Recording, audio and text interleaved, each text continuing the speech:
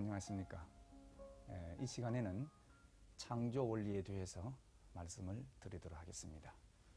먼저 하나님의 이성성상과 피조세계, 하나님의 이성성상에 대해서 말씀을 드리고자 합니다. 인간은 오랜 역사의 기간을 두고 인생과 우주의 문제를 해결짓기 위해서 몸부림쳐 왔습니다. 그렇지만은 이와 같은 문제를 석연하게 대답해 준 사람은 한 사람도 없는 것입니다. 인생과 우주의 근본 문제를 알기 위해서는 인간과 우주가 어떻게 창조되었느냐가 하는 그 궁극의 원리를 알지 못하고서는 아니 되는 것입니다. 그렇지만은 먼 처음 해결되어져야 할 성결 문제가 있으니 그것은 결과적인 존재에 관한 문제가 아니라 결과적인 존재를 있게 한 원인적인 존재에 대해서 먼저 알지 않으면 아니 되는 것입니다. 예를 들어 본다면은 인생의 근본 문제만 하더라도 그렇습니다. 저나 여러분들이나 누구든지 자기의 문제, 나의 문제를 가지고 고민을 안 해본 사람이 없을 것입니다. 나라는 이 존재는 과연 어디서 왔느냐? 내가 왜 살아야 하느냐? 이 존재가 이렇게 살다가 어디로 갈 것인지 우리는 모르고 있습니다. 철학이나 종교라는 이 문제도 결국은 자아의 발견인 것입니다. 어느 철인이 말했듯이 철학이 뭐냐고 하는 것은 바로 너 자신을 아는 것이라고 했습니다. 너 자신을 바꿔 말하면 바로 나 자신을 아는 거겠죠. 그렇지만은 내가 도대체 무엇인지를 우리는 모르고 한 세상 살다가 가는 것입니다. 스카모니께서도 천상천하 유아 독존을 말씀을 하셨지만은 인생은 생로병사라. 나서 병들고 그리고 늙고 죽는 것이 인생이라고 했습니다. 진실로 옳은 말씀이죠. 나서 늙고 병들고 죽는 것입니다. 공자님께서는 조문도이면 석사가이라고 했습니다. 아침에 내가 도를 깨달으면 저녁에 죽어도 여한이 없다는 말인데 도를 깨닫는다. 그게 무슨 말이겠어요? 바로 자아의 문제를 해결 짓는 데 있는 것입니다. 이와 같이 우리 인생은 나의 문제를 모르고 살아갑니다. 이 근본 문제예요. 이와 같이 이 나의 문제를 근본적으로 해결 짓기 위해서는 나라는 존재는 결과적인 존재다 이 말이에요. 그렇기 때문에 결과적인 나의 문제, 인생의 문제, 이 우주의 문제를 해결짓기 위해서는 결과적인 인생이나 우주를 있게 한 원인적 존재를 알아야 된다 이 말이에요. 이 원인적 존재가 누구냐? 결과 우주 세계에 있어서의 가장 궁극적인 제일 원인자, 그게 바로 하나님이십니다. 그렇기 때문에 하나님이 어떤 분으로 계시느냐는 것을 모르고서는 그분으로 말미암아 지음받은 인생이나 우주의 문제를 알 수가 없는 것이죠. 그래서 여기에서 결론적으로 말씀을 드리고 싶은 것은 하나님은 우주의 창조자이시고 궁극적인 제일 원인자이시기 때문에 하나님의 발견이 바로 인생의 발견입니다. 하나님의 발견이 바로 우주의 발견이요. 하나님의 발견이 바로 역사의 발견이 되는 것입니다. 그렇기 때문에 그러한 원인적 존재로 계시는 하나님을 알기 위해서는 결과 세계를 보아서 알 수 있는 것입니다. 여기에 예술 작품이 있습니다마는 이 예술 작품은 그 작품을 만든 작가의 보이지 않는 성품의 실체적인 전개이기 때문에 이 작품을 보아가지고 그 작품을 만든 작가의 성품, 사상, 솜씨를 알 수가 있는 것입니다. 이렇게 본다면은 하나님이 창조해 놓으신 이 우주 만물 세계를 보아서 하나님의 신성과 능력을 알 수 있다는 말입니다. 그래서 로마서 1장 20절에 보면 사도 바울이 말하기를 창세로부터 그의 보이지 아니하는 것들, 그의 영원하신 능력과 신성이 만드신 만물에 분명히 보여 알게 되나니 만물을 보아서 우리는 하나님을 부인할 수가 없다고 말씀을 하셨던 것입니다. 그래서 우주 만물 세계를 관찰해 봄으로써 하나님이 어떤 분으로 계시느냐 하는 것을 알아보도록 하겠습니다. 하나님이 창조해 놓으신 이 피조 세계를 관찰해 보게 되면은 피조 만물 세계에 보편적으로 간직되어 있는 공통 사실을 발견할 수가 있습니다. 그것은 뭐냐면은 하나님이 지어 놓으신 이 피조 만물 세계에 존재하는 어떠한 존재물이든지 그 존재물은 내성과 외형으로 되어 있다는 말입니다. 그래서 외형은 보이지 않는 내성을 닮아난 외형입니다. 이 말은 무슨 말인가 하니 내성은 눈에 보이지 않지만 어떤 꼴을 가지고 있기 때문에 내성을 닮아난 외형이 어떤 형태가 있다 이 말이에요. 그래서 이 내성을 성상이라고 그러고 외형을 형상이라고 합니다. 그래서 하나님이 창조하신 피조 세계를 관찰해 보니까 성상과 형상으로 되어 있더라. 그래서 형상은 성상을 닮았습니다. 그래서 형상은 제2의 성상이라고 볼 수 있다 이 말이에요. 그리고 성상적 부분은 형상적 부분으로 하여금 존재물로서 목적을 가지고 피조물로서 존재하게끔 작용하는 그러한 역할을 이 성상적 부분이 하고 있는 것입니다. 그래서 성상과 형상의 관계는 원인적인 것과 결과적인 것, 내적인 것이라면 외적인 것, 주체적인 것이라면 대상적인 것, 종적인 것이라면 횡적인 이러한 관계를 갖고 있는 것입니다. 그래서 피조 세계는 성상, 형상의 이성성상으로 되어 있다 이렇게 볼 수 있습니다. 그러면은 구체적으로 우리 인간을 한번 살펴보지요. 사람도 역시 성상, 형상으로 되어 있다. 성상인 마음과 형상이 몸으로 되어 있습니다. 그래서 성상을 닮은 것이 형상인 것처럼 마음을 닮은 것이 바로 몸이에요. 그래서 몸은 마음을 닮아났기 때문에 보이는 마음이라 할 수 있고 제2의 마음이라고 할 수 있습니다. 그리고 마음은 몸으로 하여금 명령하고 지시해서 목적을 가진 인간으로서 존재하게 해주는 그러한 역할을 하고 있는 것입니다. 그래서 우리 인간도 성상과 형상의 이성성상의 상대적 관계를 가지고 존재한다 이 말입니다. 그러면 동물을 보게 될 때에도 동물도 역시 성상, 형상으로 되어 있다 이 말입니다. 그래서 동물의 형상, 우리 인간의 몸과 같은 형상, 동물체가, 동물 몸이 있죠. 그 다음에 이 동물의 몸으로 하여금 동물로서 목적을 지닌 존재물로서 존재하게 해주는 우리 인간의 마음과 같은 성상적 부분, 즉 동물의 본능, 동물심이 있다. 동물의 마음이 있습니다. 그래서 동물의 마음, 이 성상적 부분이 있기 때문에 동물로 하여금 동물의 존재 목적을 지향하게 해주는 것입니다. 동물의 본능성이라고 해가지고 동물로서 번식하고 존재하고 보호하게 해주는 이 성질, 즉 성상적 부분, 이 동물의 마음입니다. 그 다음에 식물을 보게 될 때도 그렇죠. 식물 역시 성상, 형상으로 되어 있다.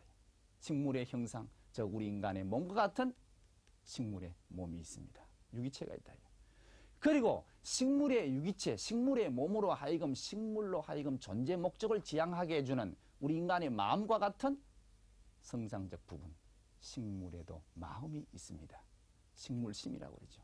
뭐 해굽성이니 물굽성 해가지고 뿌리는 물을 찾아가고 잎은 태양을 지향하는 것입니다. 이러한 성상적 부분, 식물의 마음작용에 의해서 식물은 목적을 가진 존재물로서 존재하게 되는 것이죠.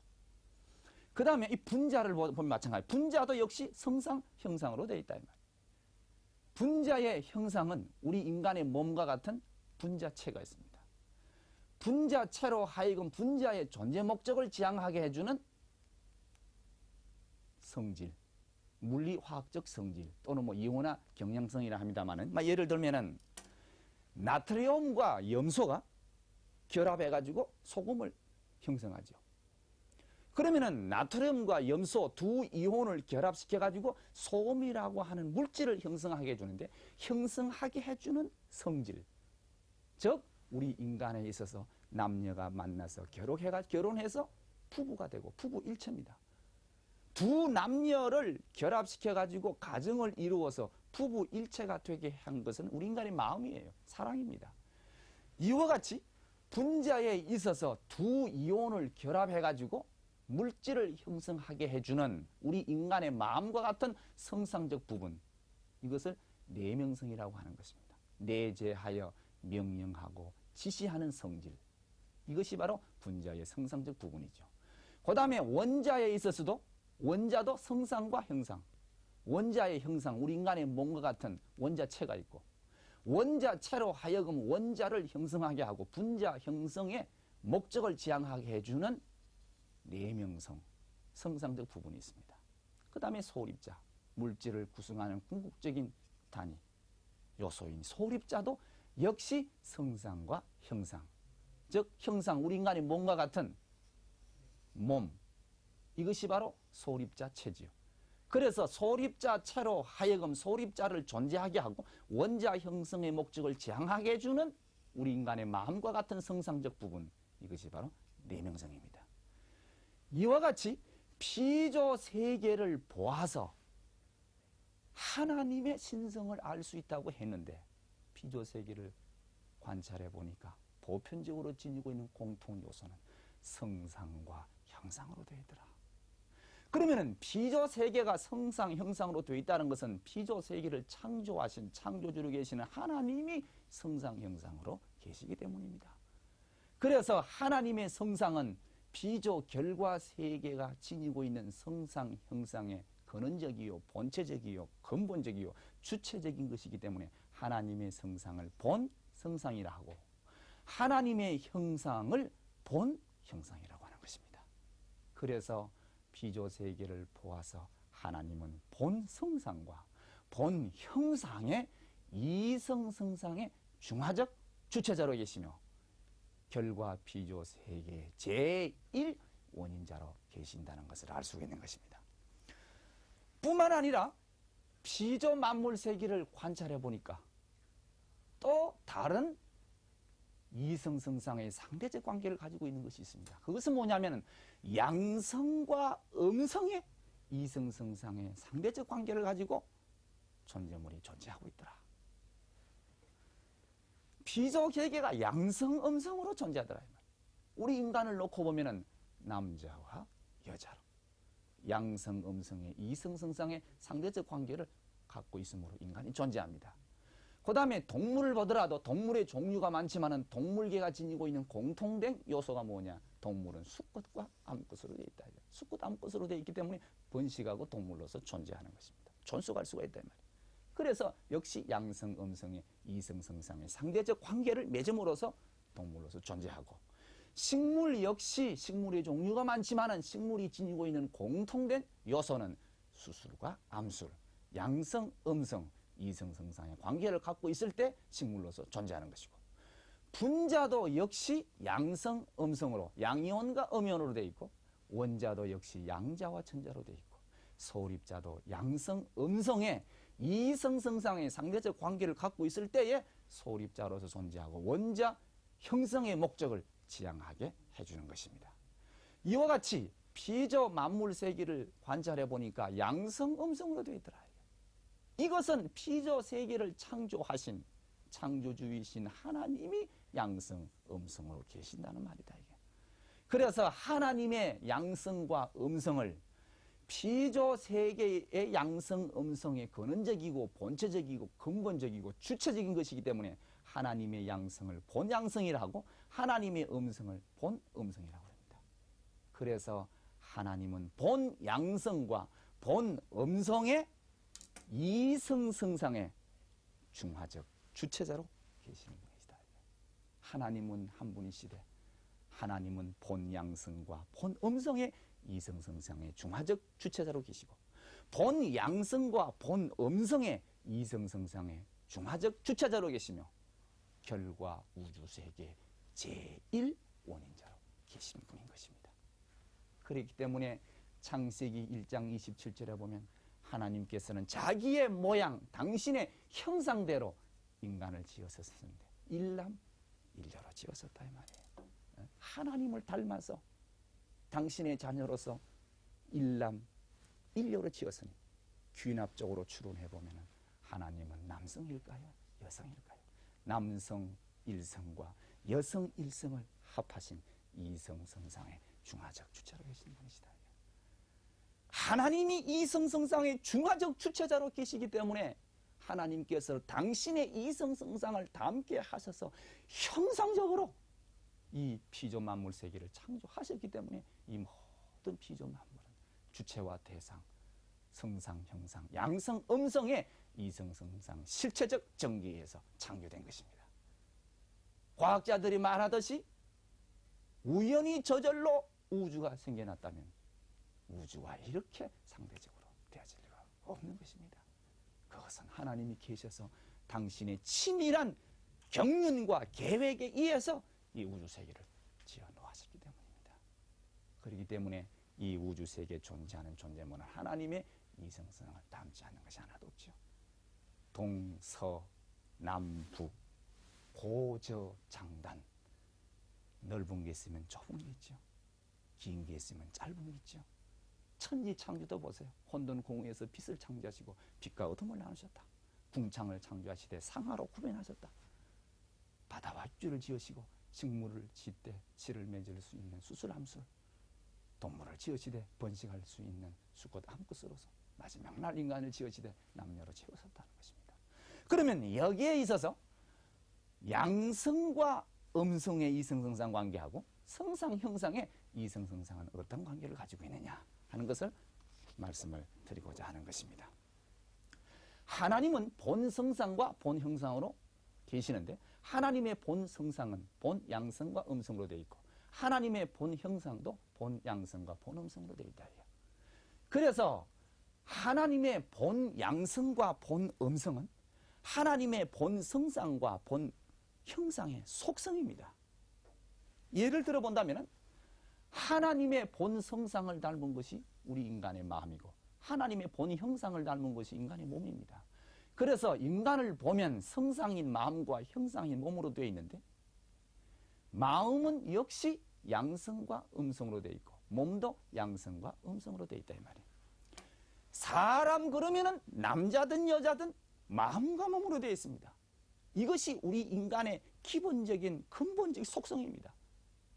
그리고 그 다음에 남녀로서 구별이 되지 않습니까? 그렇기 때문에 양성, 음성은 성상, 형상의 속성이다 이 말이에요. 그래서 인간에 있어서의 이거 성상인 마음은 양성, 음성으로 되어 있다. 양적인 면과 음적인 면으로 되어 있다 이 말이에요. 그러면 양적인 면 이게 무엇을 말하느냐? 양적인 정지의는 명랑하고 적극적이고 능동적입니다. 그리고 음성적인 면, 즉 음적인 정지의는 감성적이고 소극적이고 그리고 수동적입니다. 그 다음에 형상인 몸을 한번 보세요. 몸도 역시 양성, 음소, 양적인 육신의 특징은 두드러진 부분이고 음적인 육신의 특징은 움푹한 부분을 말하는 것입니다. 그래서 우리 인간의 마음이 양성, 음성, 몸이 양성, 음성 이렇게 되어 있다 이 말이에요. 그렇기 때문에 양성, 음성은 성상, 형상의 속성이라 이렇게 보지 않을 수 없습니다. 그래서 하나님의 본 양성과 본 음성은 본 성상과 본 형상의 속성이라는 것을 여러분들이 알아야 되는 것입니다. 그러면 결론적으로 하나님은 어떤 분이시냐? 하나님은 심정과 사랑과 힘의 본체시다는 것을 말씀드리고 싶은 것입니다. 이게 무슨 말인가 하면 하나님의 본 성상은 도대체 어떤 것이냐? 하나님의 본 성상에 대해서 근본적으로 말씀을 드려보고 본 형상에 대해서도 근본적으로 한번 말씀을 드려보겠습니다. 하나님의 본 성상을 우리가 알기 위해서는 하나님의 본 성상을 닮은 인간의 마음을 한번 알아보자 이 말이에요. 그래서 인간의 마음은 그 작용하는 기능이 3기능으로 나타나는데 정적인 면과 지적인 면과 의지적인 면인데 정적인 면은 미를 추구하고 지적인 면은 진을 추구하고 의지적인 면은 선을 추구합니다. 인간의 마음이 정지로 되어 있는 것을 보아서 하나님은 인간의 마음보다 고차적인 정지의의 인격의 신으로 계시고 우리 인간의 정지의가 미, 진, 선을 추구하는 것을 보아서 하나님은 지극히 거룩하신 분이고 선하신 분이고 참되신 분임을 알 수 있습니다. 그리고 우리 인간의 정지의 그 마음이 미와 진과 선을 추구하는 것을 만족시켜 주기 위해서 과학과 종교와 예술이 나온 것입니다. 이렇게 볼 적에 하나님은 어떤 분이시냐? 하나님은 정지의의 인격이시니요 미, 진, 선의 근본이시요 과학과 종교와 예술의 근본이심을 알 수 있는 것입니다. 그리고 하나님의 본 성상은 정지의의 바탕을 이루고 있는 본 성상의 근본적인 성품은 하나님은 심정의 하나님이라는 것을 알 수 있습니다. 하나님의 본 성상의 근본은 심정이에요. 이 심정을 토로해서 정지의가 유발되는 것입니다. 심정을 근본으로 해서 모든 존재물이 존재하고 작용하고 활동을 하게 되는 것입니다. 그 다음에 하나님의 본 형상은 그 본 형상을 닮은 인간의 몸을 통해 보자. 우리 인간의 몸 형상적 부분, 동물의 몸, 식물의 몸, 분자체, 원자체, 소립자체 전부 다 에너지로 되어 있다 이 말이에요. 진로적인 면과 에너지로 되어 있습니다. 이 모든 존재 우주 세계의 존재물은 분석해 보면은 원자, 소립자, 에너지의 구성체예요. 존재물로 생겨날 때 에너지가 필요했고 존재물이 생겨나면 존재물 자체 내에 에너지가 주어졌고 존재물이 계속 존재하기 위해서 에너지가 필요하다. 존재물을 존재케 하고 존재할 수 있는 힘을 발휘하게 하는 힘의 근본된 힘, 이것을 만유원력이라고 합니다. 그래서 하나님의 본 형상은 진료적인 면과 만유원력으로 되어 있다 이 말이에요. 그래서 하나님은 심정과 사랑과 힘의 본체로 계시고 그 다음에 하나님은 창조주로서 시간과 공간을 초월해 계시는 분이기 때문에 영원 절대 자존자십니다. 출애굽기 3장 14절에 하나님께서 모세에게 나는 스스로 있는 자니라. 스스로 있는 자입니다. 그래서 하나님은 영원 절대 자존자시고 시공간을 초월하시는 분이기 때문에 무한대의 영으로 계신 분이시고 그 다음에 하나님은 이성성상의 중화적 주체로 계신다는 것은 조금 전에 말씀드린 것과 마찬가지로 본 성상과 본 형상의 이성성상의 중화적 주체자로 계시며 결과 우주 세계에 있어서의 궁극적인 제1원인자로 계시는 것입니다. 여기에서 대단히 중대한 하나의 결론을 내리겠습니다. 하나님은 어떤 분이시냐? 심정과 사랑의 근본이라는 말씀을 드렸는데 그 말씀 바꾸고 말하면 하나님은 우리 인류의 영원한 참 부모이십니다. 하늘 부모이십니다. 하나님은 나와 어떤 관계를 가지고 있느냐? 아버지와 자식의 관계입니다. 부자지의 관계입니다. 그렇기 때문에 예수님께서 이 땅에 오셔서 하나님을 나의 아버지라고 그랬고 나는 하나님의 아들이라고 그랬습니다.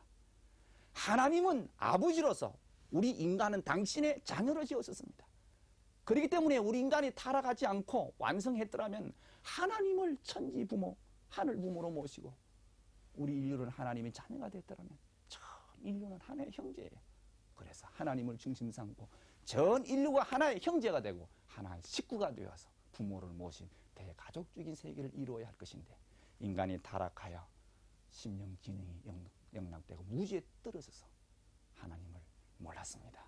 오늘 이 시간에 우리가 분명히 알고 넘어야 할 것은 하나님은 우리 인류의 영원한 천지 부모이신 것을 심정의 본체이신 것을 우리가 알아야 되는 것입니다. 그 다음에 하나님과 피조세계의 관계입니다. 하나님과 피조세계의 관계는 주체와 대상 관계고 원인과 결과의 관계입니다. 그래서 하나님은 무형의 본 성상과 본 형상의 이성 성상의 주체로 계시는데 하나님은 당신의 이성 성상을 다 함께 하셔서 인간을 지었었는데 인간은 무형의 이성 성상의 주체로 계시는 하나님을 형상적으로 닮아서 형상적 실체 대상으로 지원받았고 만물은 무형의 이성 성상의 주체로 계시는 하나님을 담는데 상징적으로 닮은 상징적 실체 대상으로 지원받았던 것입니다. 그래서 인간은 형상적 개성진리체로서 만물은 상징적 개성진리체로서 무형의 하나님 앞에 유형의 실체 대상으로 지원받아졌다는 것을 우리가 여기에서 알아야 되는 것입니다. 그 다음에 창조 원리와 동양 철학을 중심하고 말씀을 드려보겠습니다. 동양 철학의 중심은 역학입니다. 그 역학에 의해서 보면은 우주의 근본은 태극이고 태극에서 음양이 나왔고 음양에서 오행이 나오고 오행에서 만물이 생성되었다고 합니다. 그러면은 일음일양지위도라 음양은 도요, 도요하지 않은 은양이 도는 곧 말씀이라고 그랬습니다. 고로 태극에서 음양이 나왔고 음양은 말씀이니 말씀으로 만물 세계가 생성되었다고 보는 것이 바로 역학입니다. 이것은 요한복음 1장 1절에 보면 태초에 말씀이 계셨으니 이 말씀이 하나님과 함께 계셨으니 말씀이 곧 하나님이라고 그랬습니다. 그리고 하나님께서는 말씀 노고스로 만물 세계를 지었었는데 이 모든 만물이 음양으로 되어 있다 이 말이에요. 이성성상으로 되어 있다는 것은 만물을 지은 말씀 로고스가 이성성상으로 되어 있다는 말이고 로고스가 이성성상으로 되어 있다는 것은 로고스의 주체이신 하나님이 이성성상으로 되어 있다는 것입니다. 그래서 태극에서 음양, 음양은 바로 말씀, 말씀으로 만물이 생성되었다는 것은 하나님께서 로고스로 말씀으로 만물을 지었었다는 것을 동양 철학, 역학에서 증명하고 있는 것입니다.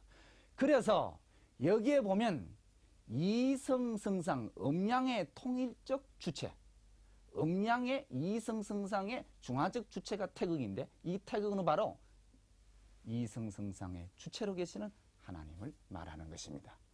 그런데 이 태극은 양과 음의 이성성상의 중화적 주체로 봤습니다. 우주의 근본 태극은 통일 원리적으로 볼 적에는 양과 음의 이성성상의 중화적 주체뿐만 아니라 성상, 형상의 이성성상의 중화적 주체, 인격의 신인 것을 동양철학, 역학에서는 알지를 못했던 것입니다. 그래서 이성성상의 창조 원리를 알므로써 동양철학, 역학의 내용을 우리가 더 깊게 알 수가 있는 것이고 여기에서 말하는 태극은 바로 하나님의 양성, 음성의 이성성상을 표현한 말이라는 것을 알 수가 있는 것입니다. 그 다음에 만유 원력과 수수작용, 사위 기류에 대해서 말씀을 드리게 하겠습니다. 그러면 만유 원력이라는 게 뭐냐? 조금 전 강의에 있어서 하나님은 사랑과 심정과 힘의 본체시라고 말씀을 드렸습니다. 모든 존재물이 존재하기 위해서는 힘이 필요해요.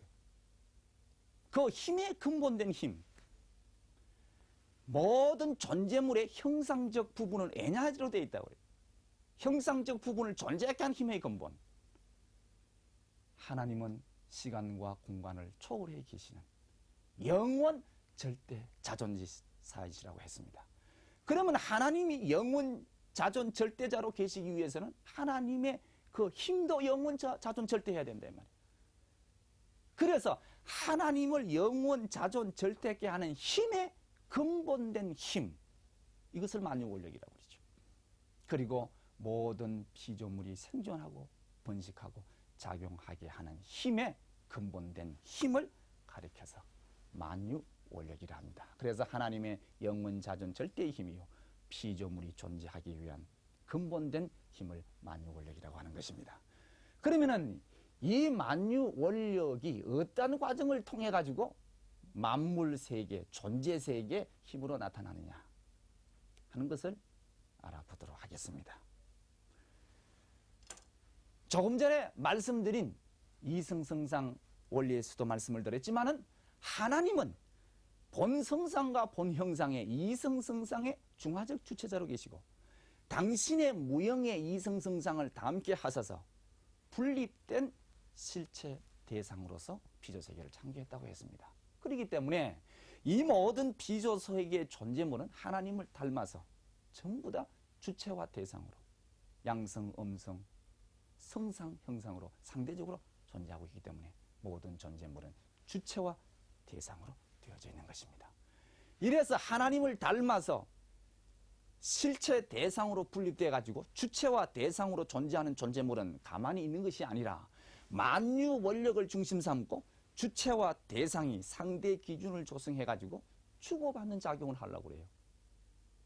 주고받는 작용, 줄 수, 받을 수, 이 작용을 수수작용이라고 하는 것입니다. 그래서 주체와 대상이 만유 원력을 중심 삼아 가지고 주고받는 수수작용을 하게 되면 여기에 힘이 생깁니다. 이 작용을 수수작용이라고, 수수작용에 의해서 생기는 힘을 수수작용의 힘이라고 하는 것입니다. 손바닥도 마주쳐야 소리 납니다. 주고받아야 소리 납니다. 한 손으로 아무리 흔들어 소리 나지 않습니다. 주체와 대상 관계에 있어서 상대의 기준을 조성해야 돼요. 상대 기준을 조성해서 주고받아야 됩니다. 주고받을 적에 소리가 나는 것입니다. 이와 같이 만유 원력에 의해서 주체와 대상이 상대 기준을 조성해가지고 주고받는 수수작용을 할 때 힘이 생기고 이 힘에 의해서 존재하고 발전하고 작용하는 힘이 생긴다 이 말이에요. 이것을 수수작용의 힘이라고 그러는데 만유 원력과 수수작용 힘의 관계는 만유 원력을 원인적인 것이라면 수수작용의 힘은 결과적인 것입니다. 주체적인 것이라면 대상적인 것입니다. 내적인 것이라면 외적인 것입니다. 만유 원력을 정적인 힘이라면 수수작용의 힘은 횡적인 힘이라고 볼 수 있습니다. 그러면은 이 말씀에 준해서 하나님은 어떻게 존재하시느냐? 하나님은 하나님으로서 영원 절대 자존하기 위해서는 힘이 필요하죠. 그러면 하나님은 영원한 이성성상이 만유 원력을 중심 삼고 주체와 대상으로서 상대 기준을 조성해 주고받는 수수작용을 하면 여기에 힘이 생기죠. 그 힘에 의해서 하나님께서는 영존하시고 피조 만물 세계를 창조하시는 창조 힘을 발휘하는 것입니다. 그 다음에 피조물도 마찬가지. 피조물도 주체와 대상으로 되어 있기 때문에 만유 원력에 의해 주체와 대상이 주고받는 수수작용을 하면 여기 힘이 생기고 힘에 의해서 피조물은 피조물로서 생존하고 번식하고 작용하는 것입니다. 예를 들어서 우리 인간의 인체를 보게 된다면 사람이 생존을 하기 위해서는 호흡해야 됩니다. 그럼 호흡은 수수작용이 내쉬고 들이쉽니다. 계속 내쉬어도 안 되고 계속 들이쉬어도 안 됩니다. 내쉬고 들이쉬는 수수작용을 할 적에 인체는 생존을 유지할 수 있는 것입니다. 그 다음에 밥을 먹고 소화시켜가지고 배설을 해야죠. 잘 먹고 잘 배설을 시켜야 됩니다. 그 다음에 동맥과 정맥이 혈액을 중심으로 주고받는 수수작용을 잘해야 되는 것이죠. 교감신경, 부교감신경. 그 다음에 식물도 마찬가지입니다. 물관과 체관이 주고받는 수수작용을 해야 되고 동물도 수컷, 암컷이 주체 대상 관계에 주고받는 수수작용을 잘할 때 번식하고 존속을 할 수 있는 것이고 식물과 동물의 관계도 산소와 탄소의 교환, 주고받는 수수작용을 할 적에 공존을 할 수 있는 것입니다. 천체를 보더라도 태양을 중심 삼고 혹성이 주체와 대상 관계에 있어서 잘 주고 잘 받을 적에 태양이 존재할 수 있는 것입니다. 그 다음에 물질을 구성하고 있는 작은 알맹이 분자를 보더라면 양이온과 음이온이 주체와 대상 관계에서 주고받는 수수작용을 할 적에 분자로서 존재할 수 있는 것이고 화학작용을 일으킬 수 있는 것입니다. 원자도 역시 원자, 핵, 전자를 중심, 양자를 중심해가 전자가 잘 주고 잘 받는 수수작용을 하게 될 때에 원자로서 존재하는 것이고 융합작용을 일으킬 수 있다. 그 다음에 한 가정이 화목하게 가정으로 소지되기 위해서는 부모와 자녀가 주체와 대상 입장에서 잘 주고 잘 받아야 됩니다. 부모는 자녀를 사랑하고 자녀는 부모를 공경할 줄 알아야 된단 말이에요. 그렇기 때문에 이상적인 부모가 되고 이상적인 자녀가 되어서 이상적인 가정을 이루기 위해서는 부모가 자녀를 사랑하되 하나님이 자녀로 인간을 지으시고 사랑하는 하나님의 사랑의 심정으로 부모가 자녀를 사랑하고 자녀는 하나님을 사랑하듯이 부모를 공경하고 사랑할 때에 이 가정은 이상적인 가정이 되고 화목하고 행복할 수가 있습니다. 그 다음에 부부관계도 마찬가지입니다. 남편과 아내, 주체와 대상이 잘 주고 잘 받아야죠. 이상적인 부부가 되고 이상적인 가정을 이루려면 남편은 아내를 사랑할 때 어머니처럼 누나처럼 동생처럼 아내가 남편을 사랑할 때도 아버지처럼 오빠처럼 동생처럼 서로가 위하고 아끼고 사랑할 때 잘 주고 잘 받을 때 그 가정이 얼마나 이상적이겠습니까? 그래서 잘 주고 잘 받는 위하여 살 때 그 가정은 화목하고 가와 만사성이라는 말씀이 있습니다. 가정이 화목할 때 만사가 이루어진다. 내만을 위해 달라. 수수작용이 되지 않고 가정이 불화하게 되면 이혼하는 불행한 일이 생기게 되고 자녀들은 가출하는 슬픈 일이 생겨나게 되는 것입니다. 그렇기 때문에 잘 주고 잘 받아야 된다. 수수작용을 원활히 해야 된다. 이 말이에요. 선생과 학생 관계도 부모와 자녀의 관계로서 선생은 제자를 부모가 자식을 사랑하듯이 또는 제자는 그 스승을 어버이를 섬기듯이 잘 주고 잘 받을 적에 그 학원은 그 학교는 더욱 아름답고 이상적인 학교가 될 수 있는 것입니다. 그 다음에 기업이나 이 회사도 마찬가지죠. 고용주와 고용인 주체와 대상 부모와 자식과 같은 입장에서 서로가 위하고 존경하고 사랑할 때 그 회사 그 기업은 날로 번창할 수가 있는 것입니다. 이러한 수수작용의 원리를 중심 삼고 양심의 작용을 보아서 하나님의 실존을 말씀드려보고자 합니다. 동서고금을 막론하고 아무리 악한 사람이라 하더라도 자식이나 제자에게 악을 가리키는 부모나 스승이 없습니다. 그건 왜 그러냐? 양심작용에 의해서 선하게 살고자 합니다.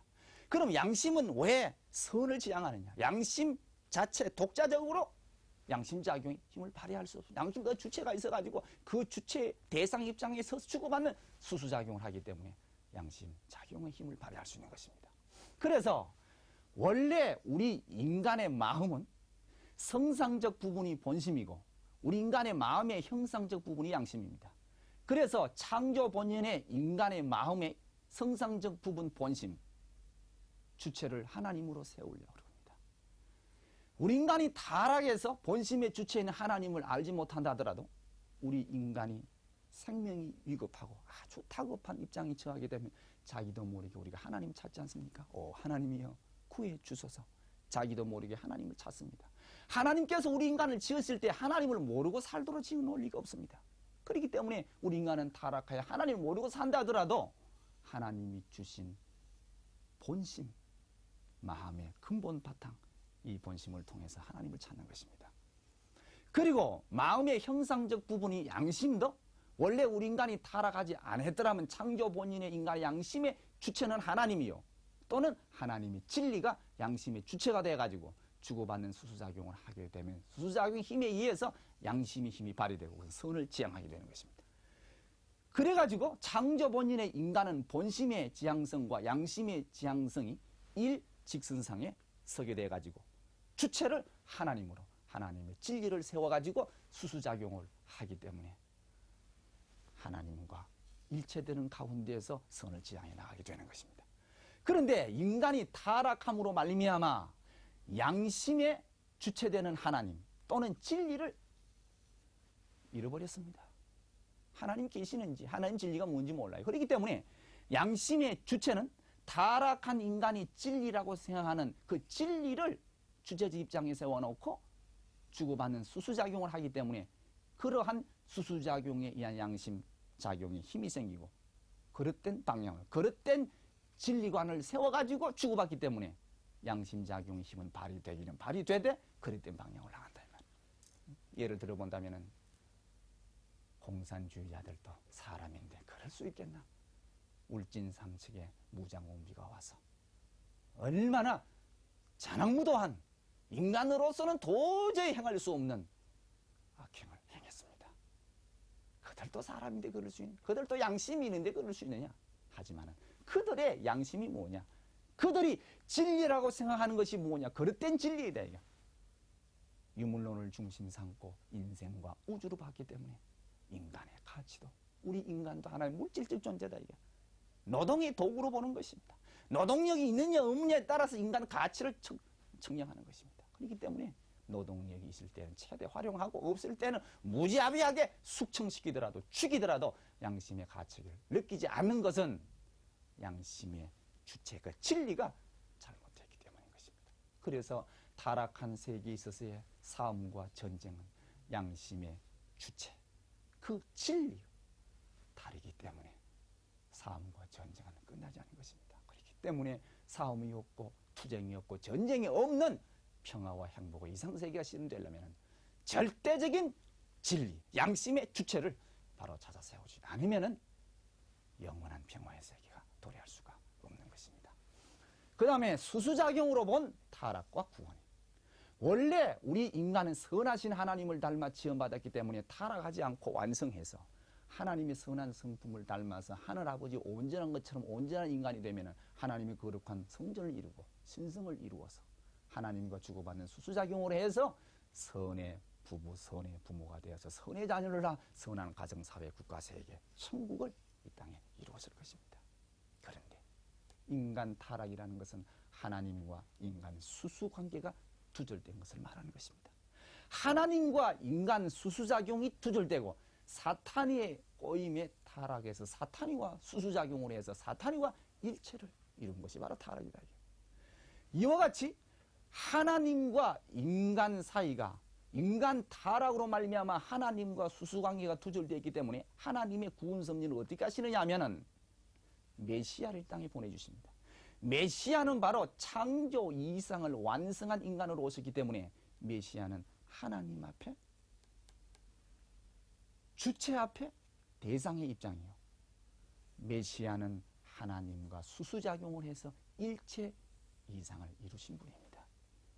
그렇기 때문에 요한복음 14장 20절에 보면 내가 하나님 속에 하나님이 나의 속에 내가 너희들 속에 있는 줄 너희가 알지 못하느냐. 그래서 메시아 되시는 예수님은 절대 선의 주체로 계시는 하나님 앞에 선의 실체 대상 입장에 서 가지고 수수작용을 해서 일체 되신 분으로 오신 분이다 말이에요. 그렇기 때문에 타락한 인간은 사탄이와 수수의 관계를 끊고 다시금 하나님과 일체로 오신 메시아를 믿어가지고 원죄를 벗고 메시아와 일체가 되어야 하는 것입니다. 요한복음 15장 5절에 나는 포도나무에 너희는 가지다. 포도나무 가진 일체지요. 원죄를 벗고 구원받아서 예수님과 일체를 이루어 수수작용을 해서 하나님과 다시금 미와 사랑을 주고받는 수수 일체의 관계를 이루어야 하는 것입니다. 그렇기 때문에 메시아는 인간 타락으로 말미암아 하나님과 인간의 수수관계가 두절되었기 때문에 중보자로 오신 분이다. 디모데전서 2장 5절에 보면 하나님도 한 분이시요 하나님과 사람 중보로 오신 사람이신 예수 그리스도라. 하나님과 인간 사이에 중보자로 오신 분이에요. 요한복음 14장 6절에 보면 나는 길이요 진리요 생명이라고 했습니다. 길 되시고 진리 되시고 생명 되시는 예수님을 믿음으로써 예수님과 수수작용을 해서 중보 되신 예수님을 통해서 하나님과 타락으로 두절된 수수의 회로를 다시 회복해서 하나님과 수수의 관계를 맺음으로 말미암아 선의 인간으로 복귀되어서 선의 부부, 선의 부모가 되어서 선의 자녀를 낳아 선의 가정을 이루고 하나님의 천국 이상을 지상에 실현시켜야 되는 것입니다. 이것이 바로 타락 인간의 소망이요 하나님의 구원 섭리의 궁극의 목적인 것입니다.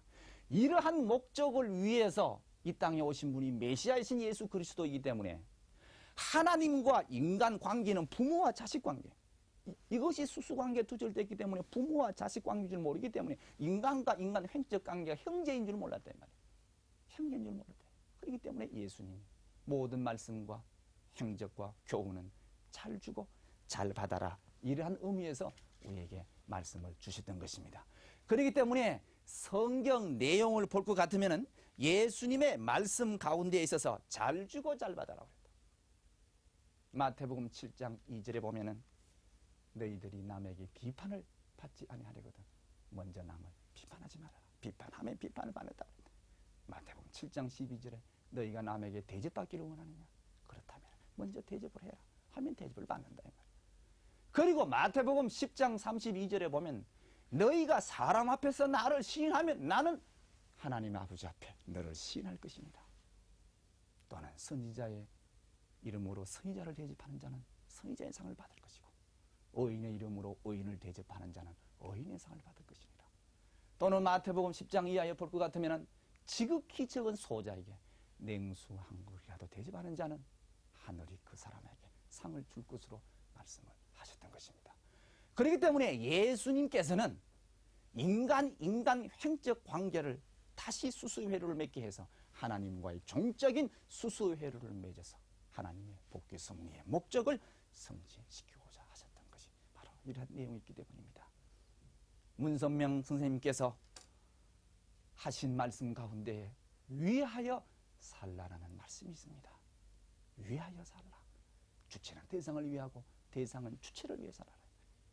그렇기 때문에 이상적인 인간관계라는 것은 위하여 사는 삶입니다. 참된 인간의 가치 삶은 위하여 사는 삶입니다. 무엇을 위하여 사느냐? 보다 더 큰 전체적인 목적을 위해서 살아야 된다. 개인을 위해 사느냐? 가정을 위해 사느냐? 민족 국가를 위해 사느냐? 세계를 위해 사느냐?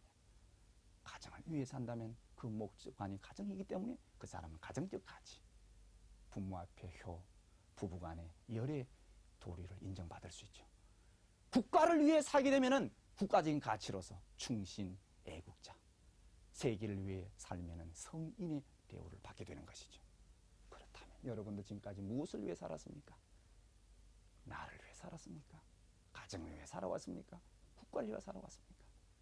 대한민국 백성으로서는 유관순을 모를 사람이 없을 거예요. 그 당시 유관순보다 지식과 명예와 유관순보다도 훌륭한 인물들이 많았지만 유관순의 이름은 우리 민족사에 살아있습니다.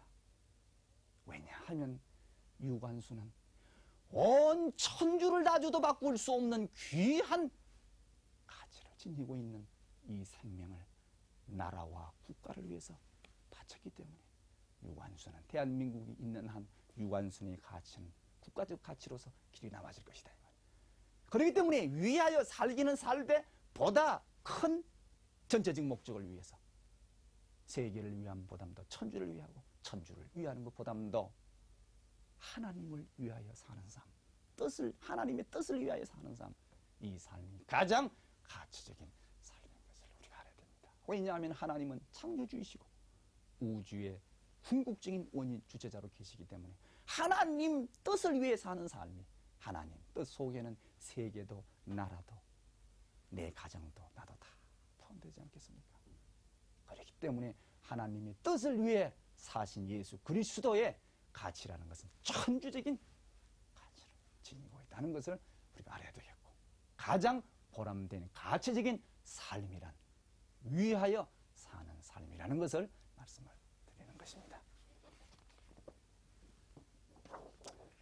그 다음에 끝으로 정분합작용과 사회기도에 대해서 말씀을 드리도록 하겠습니다. 정분합작용이라는 것은 하나님은 본성상과 본형상의 이성성상의 중화적 주체자로 계시기 때문에 하나님도 만유 원력에 의해서 당신이 갖고 계시는 영원한 이성성상이 주체와 대상 입장에 서가지고 만유 원력을 중심 삼고 상대의 기준을 조성해가지고 주고받는 수수작용을 하면은 여기에 힘이 생깁니다. 이 힘에 의해서 번식작용을 하는데 창조의 힘으로 말미암아 하나님의 이성성상을 닮아서 주체와 대상으로 모든 피조 세계가 분립된 실제 대상으로 창조된 것입니다. 그래서 하나님의 이성성상을 닮아서 분립된 주체와 대상이 만유 원력을 중심 삼고 주고받는 수수작용을 하면은 합성일체화가 되죠. 합성일체화가 되면은 주체로 계시는 하나님 앞에 또 하나의 대상 입장에 서는 것입니다. 이때에 하나님을 정으로 해서 주체와 대상으로 분립되었다가 다시금 합성일체가 되는 이 작용을 정분합작용이라고 하는 것입니다. 이러한 정분합작용을 하게 될 때에 하나님을 중심으로 해가지고 주체와 대상으로 분립되었다가 만유 원력에 의해서 주고받는 수수작용에 의해서 다시금 합성일체화가 될 때에 각각 주체 입장으로 서게 되면은 대상이 셋이 됩니다. 하나님이 주체 입장에 서게 되면 제1대상, 제2대상, 제3대상. 이것이 주체가 되면은 제1대상, 제2대상, 제3대상. 이것이 주체가 되면은 제1대상, 제2대상, 제3대상이 되죠. 합성체가 주체가 되면은 제1대상, 제2대상, 제3대상이 됩니다. 그래서 정분합 작용에 의해서 3대상 목적을 이루게 되면은 어떻게 되느냐? 각각 주체 입장을 서게 될 땐 대상이 셋입니다. 그래서 대상을 셋 세워가지고 3대상이죠. 3대상을 세워가지고 만유 원력을 중심 삼고 상대 기준을 조성해서 주고받는 수수작용을 하면은 3대상 목적이 이루어집니다. 자, 하나님을 주체로 할 적에 제1대상 주고받는 수수작용, 제2대상 주고받는 수수작용, 제3대상 주고받는 수수작용을 하면은 4위 기대가 이루어집니다. 하나, 둘, 셋, 넷. 그래서 이 4위 기대는 3대상 목적의 결과입니다. 그래서 이 4위 기대는 하나님의 창조 목적의 근본 기대라 하는 것입니다. 이게 무슨 말인고 하니 하나님의 창조 목적은 인간을 창조하시고 3대 축복을 하셨는데 생육하고 번식하고 주관하라. 만물 주관하라. 그러면은 아담 해와가 하나님의 이성성상을 닮아서 분립된 실체 대상으로 지음받았기 때문에 남성 아담, 여성 해와. 그래서 아담 해와가 하나님을 중심 삼고 주체와 대상, 상대 기준을 조성해가지고 주고받는 수수작용을 해요. 그래서 아담 해와가 개성을 완성하고 선의 부부가 되고 선의 부모가 되어서 주고받는 수수작용을 하게 되면 이 수수작용의 힘에 의해서 여기에 선의 자녀가 나온다. 하나님을 닮은 아담 해와가 상대 기준을 조성해서 주고받는 수수작용을 하면 그 수수작용 힘에 의해서 선의 자녀가 나오죠. 그래서 선의 자녀를 낳아서 선의 가정을 이루고 선의 가정을 중심해서 선한 사회, 국가, 세계를 이루었으니 그것이 바로 이 지상에 이루어진 천국세계예요. 그렇기 때문에 하나님의 창조 목적은 아담 해와를 중심 삼고 선의 자녀를 낳아서 선의 가정을 이루어야 되는데 이 선의 가정을 이루는 근본적 단위가 바로 사위 기대다 이 말입니다. 이 사위 기대가 이루어지지 않으면 선의 가정이 이루어질 수 없고 선의 가정이 없으면 선한 사회, 국가, 세계가 이루어질 수 없기 때문에 이 사위 기대는 하나님의 창조 목적의 근본 기대인 것입니다. 그리고 이 사위 기대는 선의 근본 기대다 이 말이에요. 선이 뭡니까? 하나님의 선이 바로 창조 목적입니다. 창조 목적이 실현되기 위해서는 사위 기대 위에 창조 목적이 실현되지 않습니까? 그렇기 때문에 이 사위 기대는 선의 근본적 기대고 사위 기대는 힘의 근본적 기대입니다. 하나님의 이성성상을 닮아서 분립된 주체 대상이 만유 원력에 의해서 수수작용을 하게 되면 거기에 힘이 생깁니다. 힘의 전개, 힘의 전개 기반이 이 사위 기대입니다. 그렇기 때문에 사위 기대는 힘의 근본적 기대고 그 다음에 이 사위 기대는 하나, 둘, 셋, 넷 사수의 근본 기대입니다. 그리고 이 사위 기대는 3대상 목적을 완성한 결과이기 때문에 삼수의 근본 기대가 되는 것이고 또한 사위 기대는 각각 주체로 설 때 대상이 셋이고 그렇기 때문에 3, 4, 12 사위 기대는 12수의 근본 기대가 되는 것입니다. 결론적으로 이 사위 기대는 하나님의 창조 목적의 근본 기대이기 때문에 사위 기대를 토로해서 하나님의 창조 목적이 실현된다는 것을 우리가 알아야 됩니다.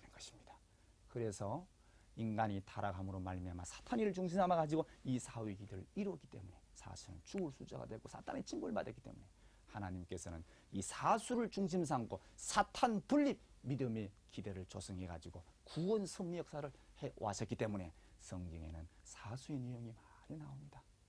아담으로부터 예수님까지 4,000년 역사, 그 다음에 아담부터 노아까지 1600년, 16수는 사회 평방수지요. 질적으로 볼 적에 사수 마찬가지입니다. 노아부터 아브라함까지 400년, 모세의 바람궁준 40년, 미디안 광야 40년, 바람 광야 40년, 예수님께서 40일 금식 기도하시고 부활하신 이후에 지상에 40일을 계셨던 이 40수를 중심한 하나님의 복귀 섭리는 이 사수가 하나님의 창조 목적의 근본 기대이기 때문에 이 기대를 중심 삼고 섭리에 오신 것을 우리가 알아야 되는 것입니다. 오늘 이로써 창조 원리를 마치고자 합니다. 대단히 감사합니다.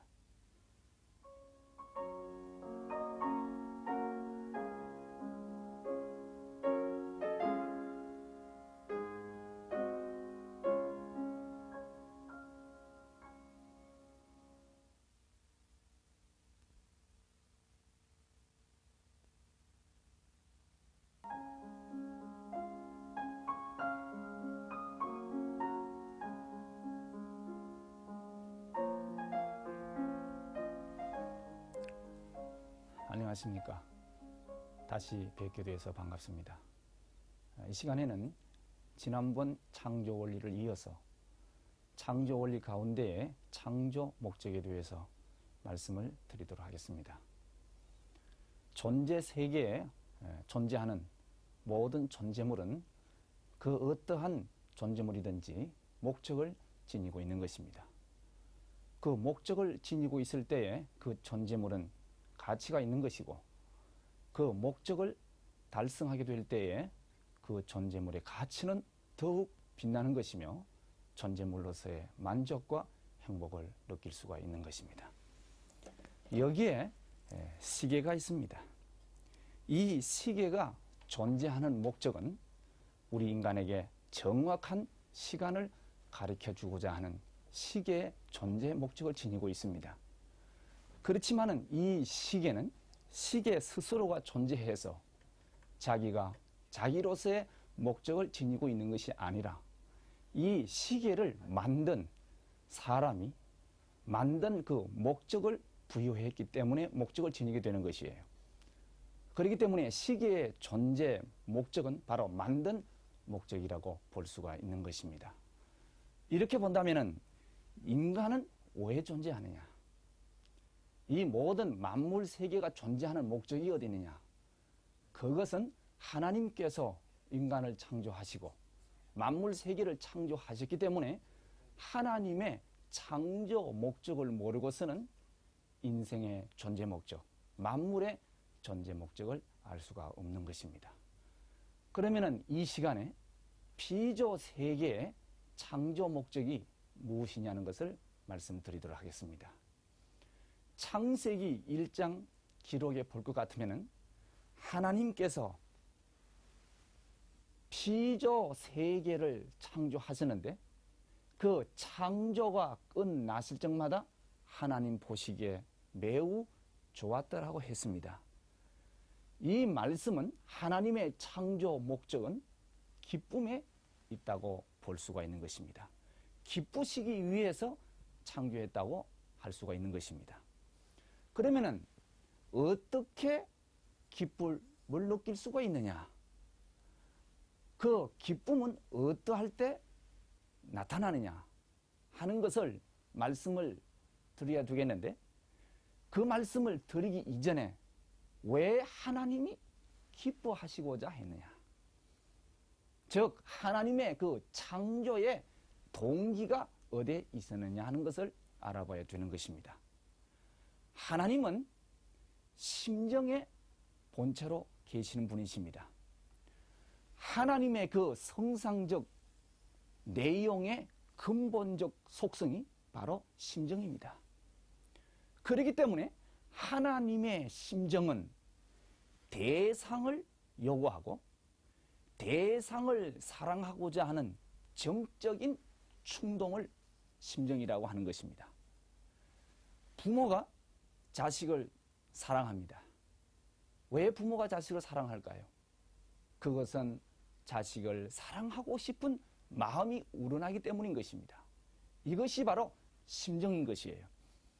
그렇기 때문에 하나님은 심정의 근본으로 계시기 때문에 하나님은 반드시 대상을 요구하고 그 대상을 세워서 그 대상을 사랑하고자 하는 정적인 충동, 심정의 근본으로 계시기 때문에 하나님은 대상을 세우셔서 그 대상을 사랑함으로써 그 대상은 사랑을 받음으로 기뻐하고 기뻐하는 그 대상을 바라보시고 하나님은 기뻐하시고자 했던 것입니다.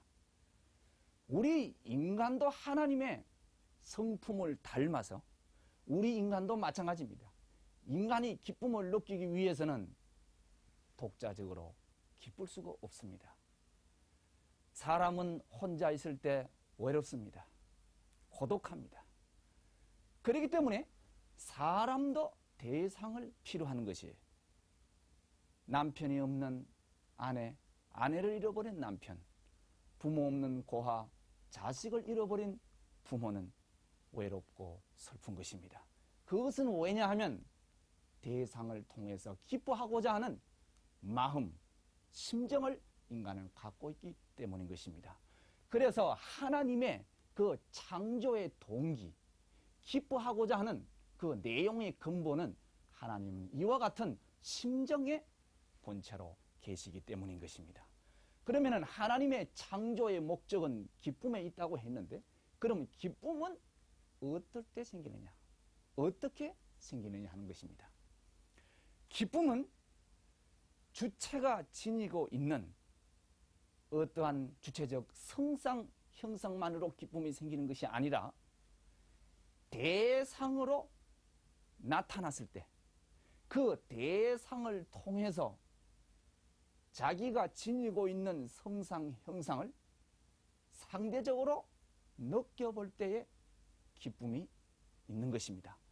그렇기 때문에 인간이 지니고 있는 성상 형상이 실체 대상으로 전개되어서 인간이 지니고 있는 성상 형상에 대한 완전한 대상으로 느껴볼 때 그 대상을 통해서 자신의 성상 형상을 자극적으로 타각적으로 상대적으로 느껴볼 때에 인간은 기뻐할 수가 있다 이 말이에요. 예를 들어 본다면 어떠한 작가가 작품을 구상했습니다.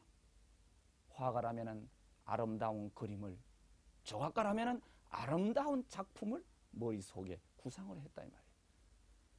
아무리 그 작품을 아름답게 멋있게 구상을 했다 하더라도 그 구상 자체가 대상 입장에 설 때에는 그것은 실체가 아니라 무용적인 것이기 때문에 그에 대한 기쁨도 완전한 것이 아니고 부분적인 것입니다. 실체적으로 화폭에다가 그림을 구상한 대로 그리고 구상한 대로 조각품을 작품을 만들어 가지고 실체 대상으로 세워 가지고 무용적으로 구상한 작가의 그 성상 형상의 내용이 실체적으로 전개되었을 때에 전개된 대상을 통해서 자극적으로 타각적으로 상대적으로 느껴볼 때에 기쁨이 오는 것입니다. 그러면은 이러한 인간이 지니고 있는 성품, 이것은 바로 하나님의 성품을 닮아난 것입니다. 이렇게 보게 된다면은 하나님도 당신 홀로 독자적으로 기쁘실 수가 없는 것입니다.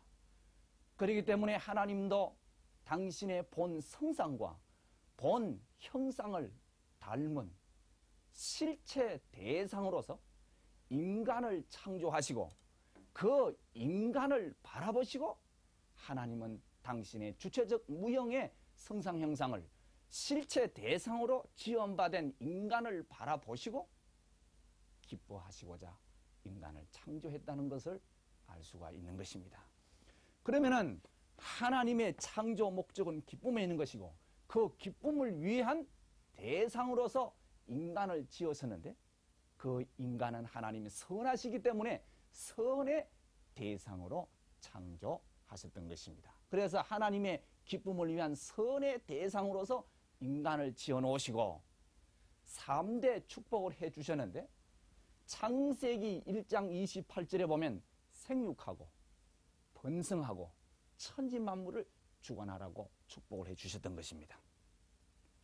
그리고 하나님의 창조 목적의 근본 기대가 사위 기대이기 때문에 사위 기대 터전 위에서 이 3대 축복이 이루어지게 될 때에 비로소 이 땅 위에 천국이 실현되고 이루어진 천국 세계를 하나님께서 바라보시고 기뻐하시고자 하셨던 것입니다. 그러면은 이 3대 축복이 이루어질 때 어찌하여 하나님 앞에 기쁨의 선의 대상이 되느냐 하는 것을 알아보도록 하겠습니다. 제1축복 생육하라. 이 말씀은 계성을 완성하라는 말입니다. 그러면은 제1축복의 말씀대로 계성을 완성한 인간이 되기 위해서는 우리 인간은 하나님의 본 성상과 본 형상의 무형의 이성 성상을 닮은 분립된 실체 대상으로 우리 인간은 지음받았던 것입니다. 그렇기 때문에 하나님의 성상면을 닮아서 우리 인간은 마음, 하나님의 형상을 닮아서 우리 인간의 몸, 그래서 우리 인간의 마음과 몸은 하나님의 성상 형상의 이성 성상을 닮아난 것입니다. 그래서 마음은 하나님의 심정을 채우라고 하나님의 뜻을 알아서 하나님과 심정일체가 되는 것입니다. 그러한 마음의 명령 가운데 몸이 움직여줌으로 말미암아 하나님의 뜻과 심정을 중심 삼고 우리 인간은 마음과 몸이 수수작용을 해서 합성일체화 됨으로 말미암아 우리 인간은 하나님의 말씀을 이루고 하나님의 인격을 담고 하나님의 심정과 일체가 되어서 하나님의 심정을 상속받는 창조 목적을 완성한 인간이 되는 것입니다. 이러한 인간으로 완성하게 될 때에 마음의 집이 몸인 것처럼 마음을 닮아난 것이 몸인 것처럼 하나님을 닮은 인간, 하나님은 우리 인간의 마음속에 임재하시고 인간과 더불어 사시고자 하셨던 것입니다. 그래서 고린도 전서 3장 16절에 보면 너희들은 하나님의 성전인 줄 알지 못하느냐, 하나님의 성령이 거하는 줄 알지 못하느냐고 했습니다. 요한복음 14장 20절에 보면 그날에 내가 하나님 속에 하나님이 내 속에 내가 너희들 속에 있는 줄 알지 못하느냐. 완성한 인간은 하나님과의 심정일체입니다. 이렇게 됨으로 말미암아 예수님께서 말씀하신 것처럼 마태복음 5장 48절에 너희들은 하나님 아버지 온전하신 것처럼 온전하라. 완성한 인간이 되면 하나님 아버지 온전한 것처럼 온전한 인간, 즉 신성을 갖게 되는 것입니다. 이러한 인간으로 완성하게 될 때에 그 완성된 인간은 생각의 중심도 하나님이요, 생활의 중심도 하나님이요, 활동의 중심도 하나님입니다. 이렇게 하나님을 닮아서 하나님의 창조 이상을 완성한 이상적인 인간이 될 때 이 인간이 바로 개성완성한 인간이요, 이런 인간은 하나님의 본성상과 형상을 닮은 무형의 이성성상의 주체로 계시는 하나님 앞에 선한 실체 대상이 되는 것입니다. 하나님은 자기를 닮은 이러한 인간을 사랑하시고 그 인간이 기뻐할 때 그 인간을 바라보시고 하나님은 기쁨을 느끼고자 하셨던 것입니다. 이것이 바로 하나님께서 제1축복 완성을 통한 기쁨을 누리고자 하셨던 것입니다. 그 다음에 두 번째 축복이 뭐냐 하면은 선의 자녀를 번식하여 가정을 이루라는 축복입니다.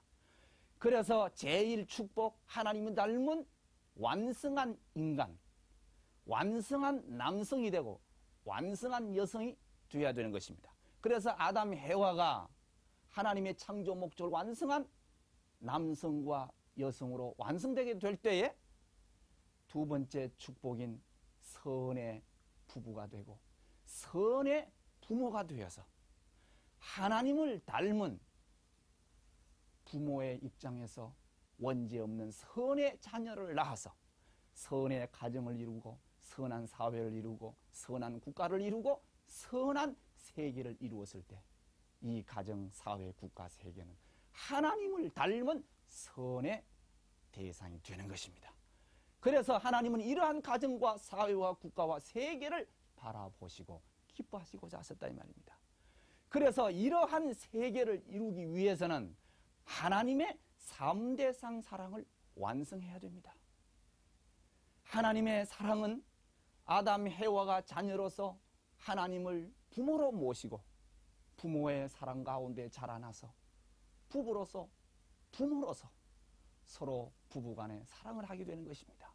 그래서 부모의 사랑, 아담, 해와가 부부가 되어서 부부의 사랑, 그 다음에 하나님을 닮아서 선의 자녀를 낳아 자녀에 대한 사랑을 느낌으로 말미암아 이 3대상 사랑을 완성한 아담의 가정을 중심 삼아 가지고 3대상 사랑을 완성해야 됩니다.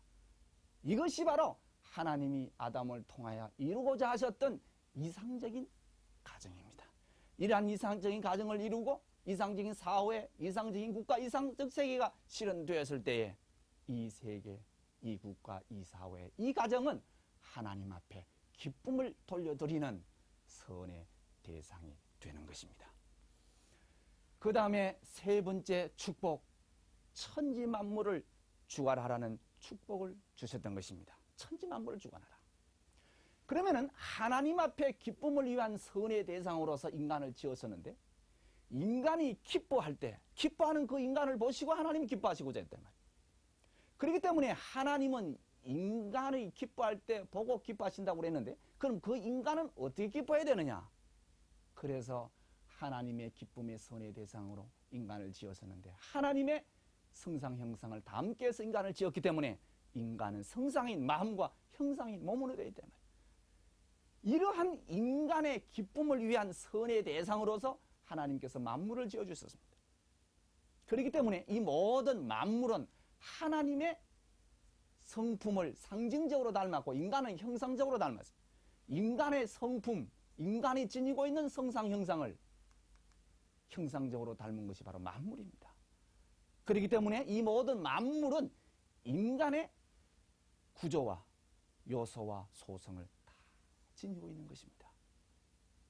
그래서 인간과 만물의 관계를 한번 생각해 본다면 만물은 인간의 내용을 담지 않는 것이 없습니다. 하나님께서 인간을 창조하실 때에 흙과 물과 공기로 만드셨습니다. 그렇기 때문에 우리 인간은 모든 이 만물의 구조와 요소와 소성을 다 가지고 있어요. 또 인간은 동물의 모든 소리를 다 낼 수 있습니다. 그것은 동물이 지니고 있는 발성의 성능을 다 가지고 있다는 말입니다. 그리고 화가가 화법을 연마하게 될 때에 인간의 나체를 넣고 그림 공부를 합니다. 그것은 우리 인간은 모든 피조물이 지니고 있는 형선의 미를 다 가지고 있다는 말입니다. 뿐만 아니라 지구를 보더라도 이 지구는 지층과 암층과 용암층으로 되어 있습니다. 그것은 우리 인간의 인체 구조를 보면 근육과 골격과 골수로 되어 있는 것과 마찬가지죠. 그 다음에 식물을 보면 뿌리가 있고 줄기가 있고 잎이 있습니다. 이와 같이 우리 인간은 위장과 심장과 폐장을 가지고 있습니다. 이 우주에는 5대양 6대주가 있듯이 우리 인간에는 5장육부가 있습니다. 이와 같이 이 모든 만물은 인간의 성상 형상, 인간의 구조를 다 담고 있다 이 말이에요.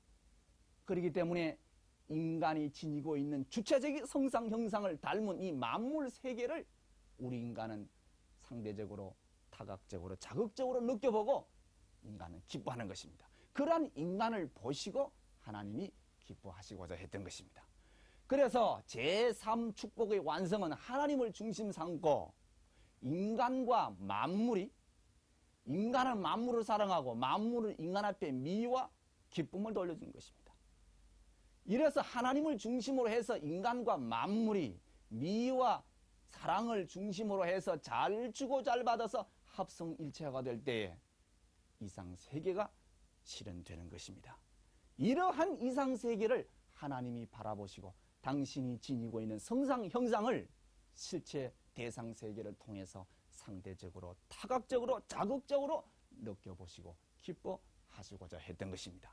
이러한 이상세계가 이루어질 때 이것이 바로 지상에 실현된 천국세계라고 보는 것입니다. 그래서 이러한 천국세계는 완성한 인간의 모양과 같아서 완성한 인간은 이 두뇌의 종적 명령을 중추신경을 중심 삼아가지고 신경계통을 통해서 사지백체의 전달됨으로 말미암아 하나의 목적을 가진 존재물로서 존재하게 되는 것입니다. 이와 마찬가지로 창조 목적을 완성한 이상세계가 이루어지게 되면 하나님의 명령을 인류의 참조상, 참부모를 통해서 만인류 앞에 전달되어서 하나님의 명령을 중심 삼고 전 인류가 유기적인 관계를 갖고 하나님의 목적을 향해서 존재하게 되고 삶을 누리게 되는 것입니다. 그래서 하나님의 3대 축복이 사위 기대를 중심 삼고 천국으로 실현되었을 적에 이러한 개성완성, 가정완성, 주관성을 완성한 지상 천국 세계를 바라보시고 하나님께서 기뻐하시고자 하셨던 것입니다. 그런데 인간이 타락됨으로 말미암아 하나님은 어떠한 심정으로 계실까요? 인간 타락으로 말미암아 우주에 3대 비극이 벌어졌습니다. 심정의 주인공으로 계시는 하나님은 대상을 통해서 기뻐하시고자 했다. 대상을 사랑함으로써 그 대상은 하나님의 사랑을 받음으로써 기뻐하고 기뻐하는 그 인간을 보고 기뻐하고자 했던 것이 하나님의 창조 목적인데 우리 인간이 타락함으로 말미암아 하나님은 당신의 자녀를 잃어버렸습니다. 그래서 창세기 6장 6절에 보면 인간을 지었음을 한탄하신다고 그랬습니다. 세상에도 그렇지 않습니까? 사랑하는 자식을 교통사고로 잃은 부모가 있다면 그 부모의 마음은 얼마나 아프겠습니까? 자식이 죄를 지어서 감옥에 갇혀 있다면 어느 부모가 편안히 잘 먹고 잠잘 잘 수가 있겠습니까? 이와 같이 오늘날 우리가 하나님은 영광과 존귀와 기쁨 가운데 계시는 영광의 하나님인 줄 알았지만 하나님은 심정의 근본으로 계시기 때문에 기쁨을 느끼기 위한 심정의 선의 대상 자녀로서 인간이 타락했기 때문에 하나님이 오늘날까지 기쁨을 누리시지 못하시고 우리 인간을 잃어버린 소름, 우리 인간을 다시 찾으시기 위한 복귀 섭리의 수고의 역사를 하고 계시는 불쌍하신 하나님이신 것을 알아야 되는 것입니다. 그래서 문선명 선생님께서는 하나님을 슬픔과 고통 가운데에서 해방시켜 드리자고 말씀을 하시고 계시는 것입니다. 그것은 하나님의 심정이 자녀를 잃어버린 서러움 가운데 계시기 때문인 것입니다. 인간이 타락함으로 말미암아 두 번째는 인간은 자기 가치를 상실했습니다.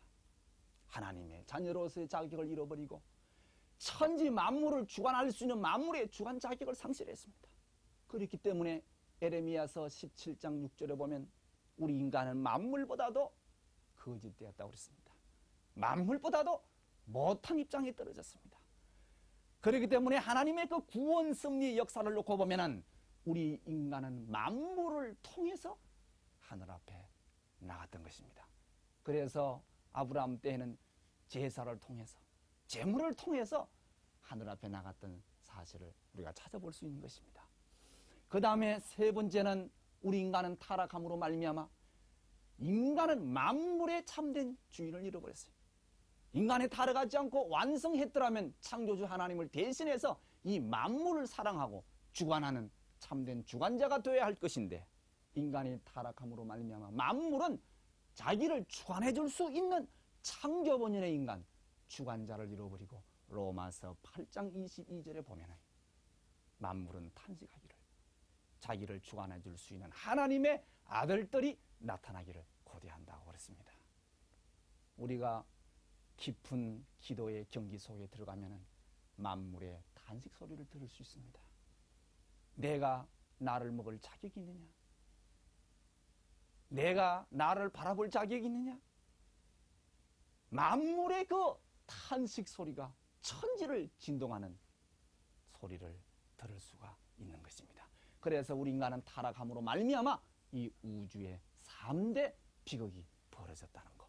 그 중에서도 하나님은 슬픈 탄식에 하나님이 되셨다는 것을 우리가 알고 하나님을 하루속히 슬픔과 고통 가운데서 해방시켜드리는 참다운 자녀가 되어야 되리라고 보는 것입니다. 그 다음에 여기에 보면 성상적 목적과 형상적 목적의 내용을 말씀을 드리고자 하는 것입니다.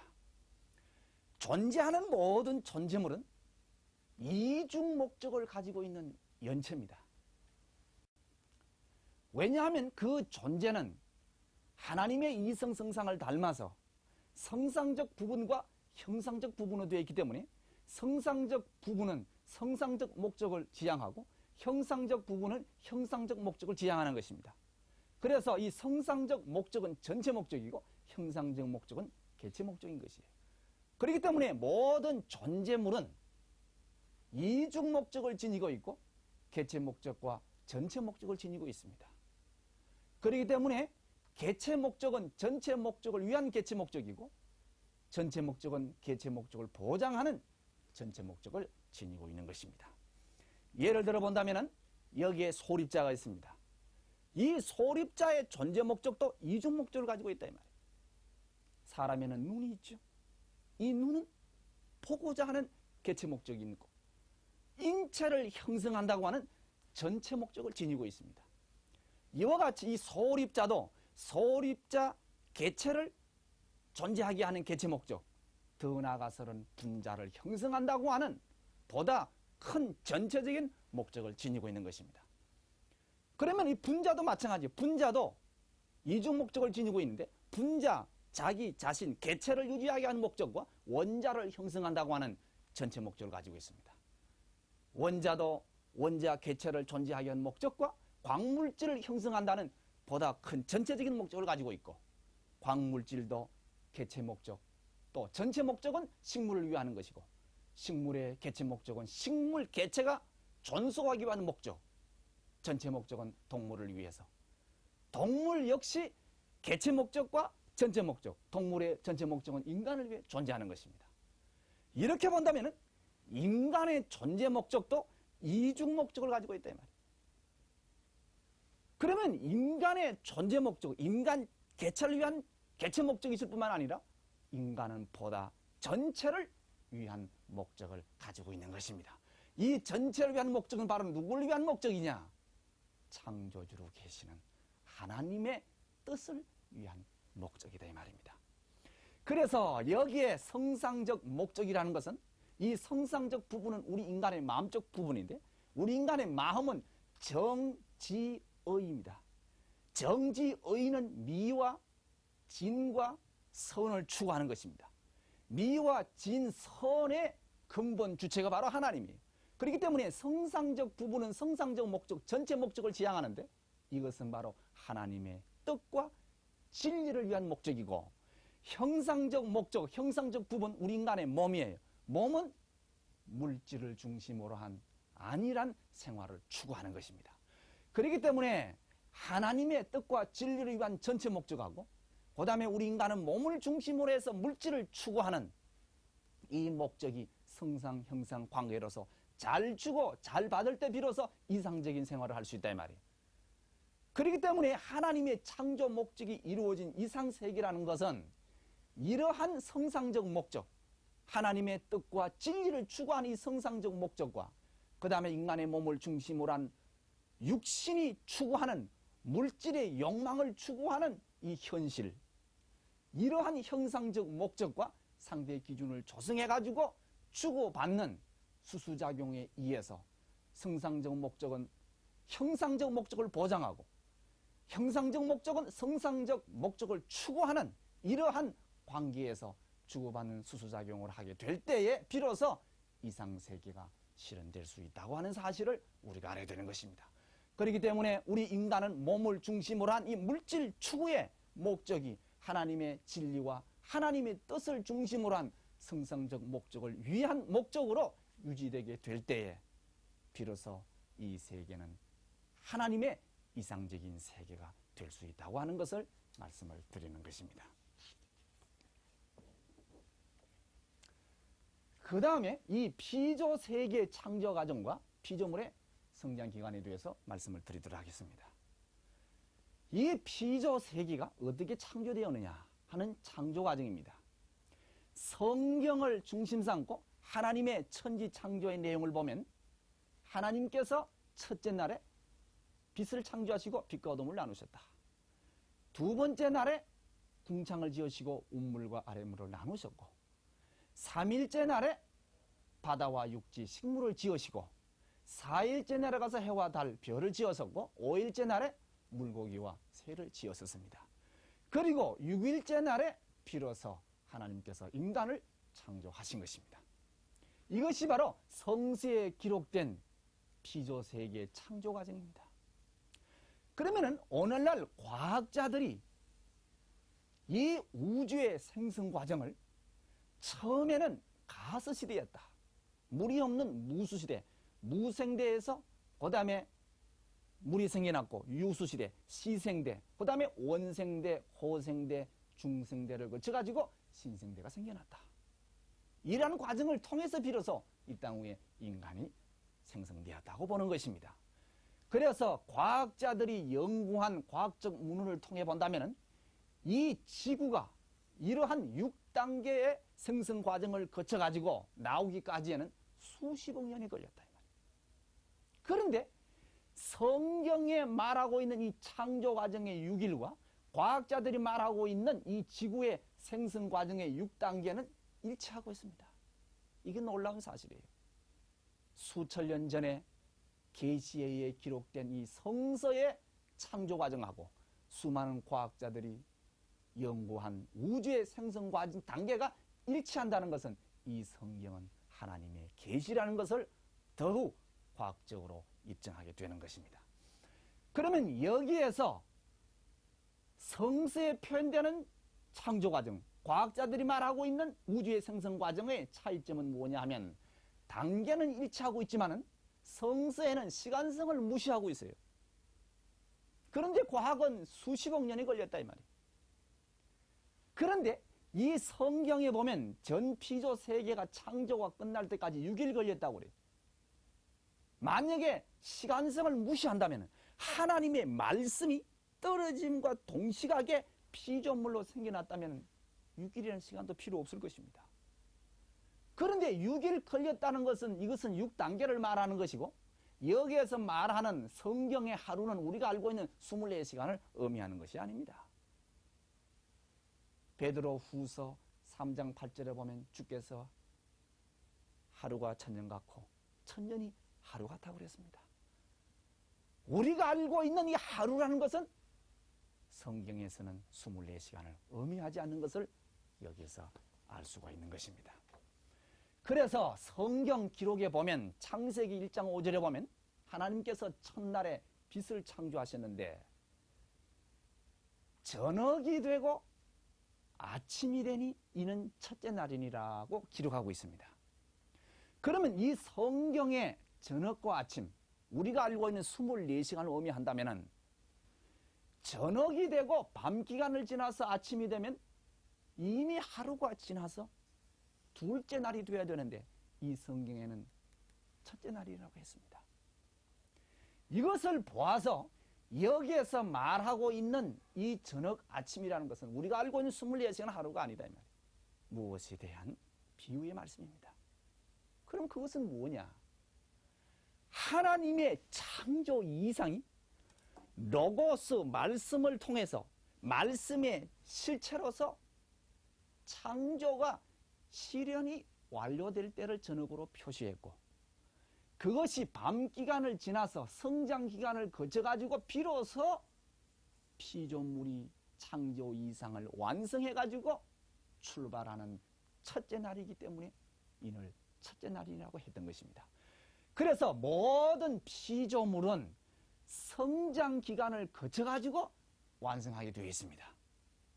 성경의 천국에 대한 비유의 말씀 가운데 마가복음 4장 28절에 보면 식물이 삭이 나고 이삭이 나고 충실한 열매를 맺는다고 했습니다.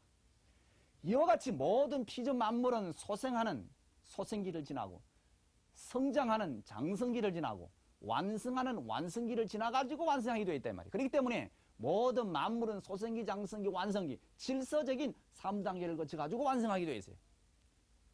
그래서 만물도 질서적인 3단계 성장 기간을 거쳐가지고 완성하게 되어 있고 인간도 질서적인 3단계를 거쳐가지고 완성하게 되어 있다 이 말이에요. 그렇기 때문에 이 소생기, 장성기, 완성기 질서적인 3단계를 거쳐가지고 완성하는 이 기간은 원리의 힘에 의해서 즉 원리의 자율성과 주관성에 의해서 완성하게 되어 있습니다. 여기에 씨를 땅에 뿌려놓으면 인간이 간섭지 않더라도 비가 오고 햇빛이 비추어서 삭이 트고 꽃이 피고 열매 맺습니다. 아기가 태어나면 누가 가르쳐주지 않더라도 그 아기는 어머니의 젖꼭지를 찾고 빱니다. 배가 고프면 웁니다. 이 모든 것이 하나님이 그렇게끔 지어놓은 원리의 힘이다 이 말이에요. 그래서 만물과 인간은 완성하기 위해서는 이 질서적인 3단계를 원리의 힘에 의해서 스스로 이 과정을 거쳐가지고 완성하게 되어 있습니다. 그렇기 때문에 하나님께서 인간을 창조하시고 천지 만물을 주관하라. 만물을 주관하라는 축복을 주셨는데 인간이 만물을 주관하기 위해서는 만물도 원리의 힘에 의해서 완성하고 인간도 원리의 힘에 의해서 완성하면 누가 누구를 주관할 수 있습니까? 인간이 만물을 주관하려면 만물을 주관할 수 있는 원리적 자격과 인격을 갖춰야 되는 것입니다. 그래서 하나님께서는 우리 인간에게는 원리의 힘 플러스 인간 책임 분담을 주시던 것입니다. 이것이 바로 창세기 2장 17절에 선악과를 따먹지 말라. 그 계명을 지키는 것, 그 말씀을 믿는 것, 이것이 바로 인간 책임 분담인 것입니다. 그래서 하나님께서 인간 책임 분담을 주신 이유가 어디 있느냐 하면 하나님의 창조성을 부여해서 만물 주관주의 입장에 세우시기 위해서입니다. 하나님이 피조 세계를 주관할 수 있는 것은 하나님은 창조주이시기 때문입니다. 우리 인간이 창조주로 계시는 하나님을 대신해서 이 만물 세계를 주관하려면 우리 인간이 하나님의 창조성을 부여받아야 됩니다. 그 창조성을 부여받기 위해서 우리 인간에게 책임 분담을, 계명을 믿는 믿음의 조건을 제시했던 것입니다. 그래서 우리 인간이 이 성장 기간을 원리의 힘에 의해서 자라나고 인간 책임 분담에 의해서 거쳐가지고 완성해야 되는 것이에요.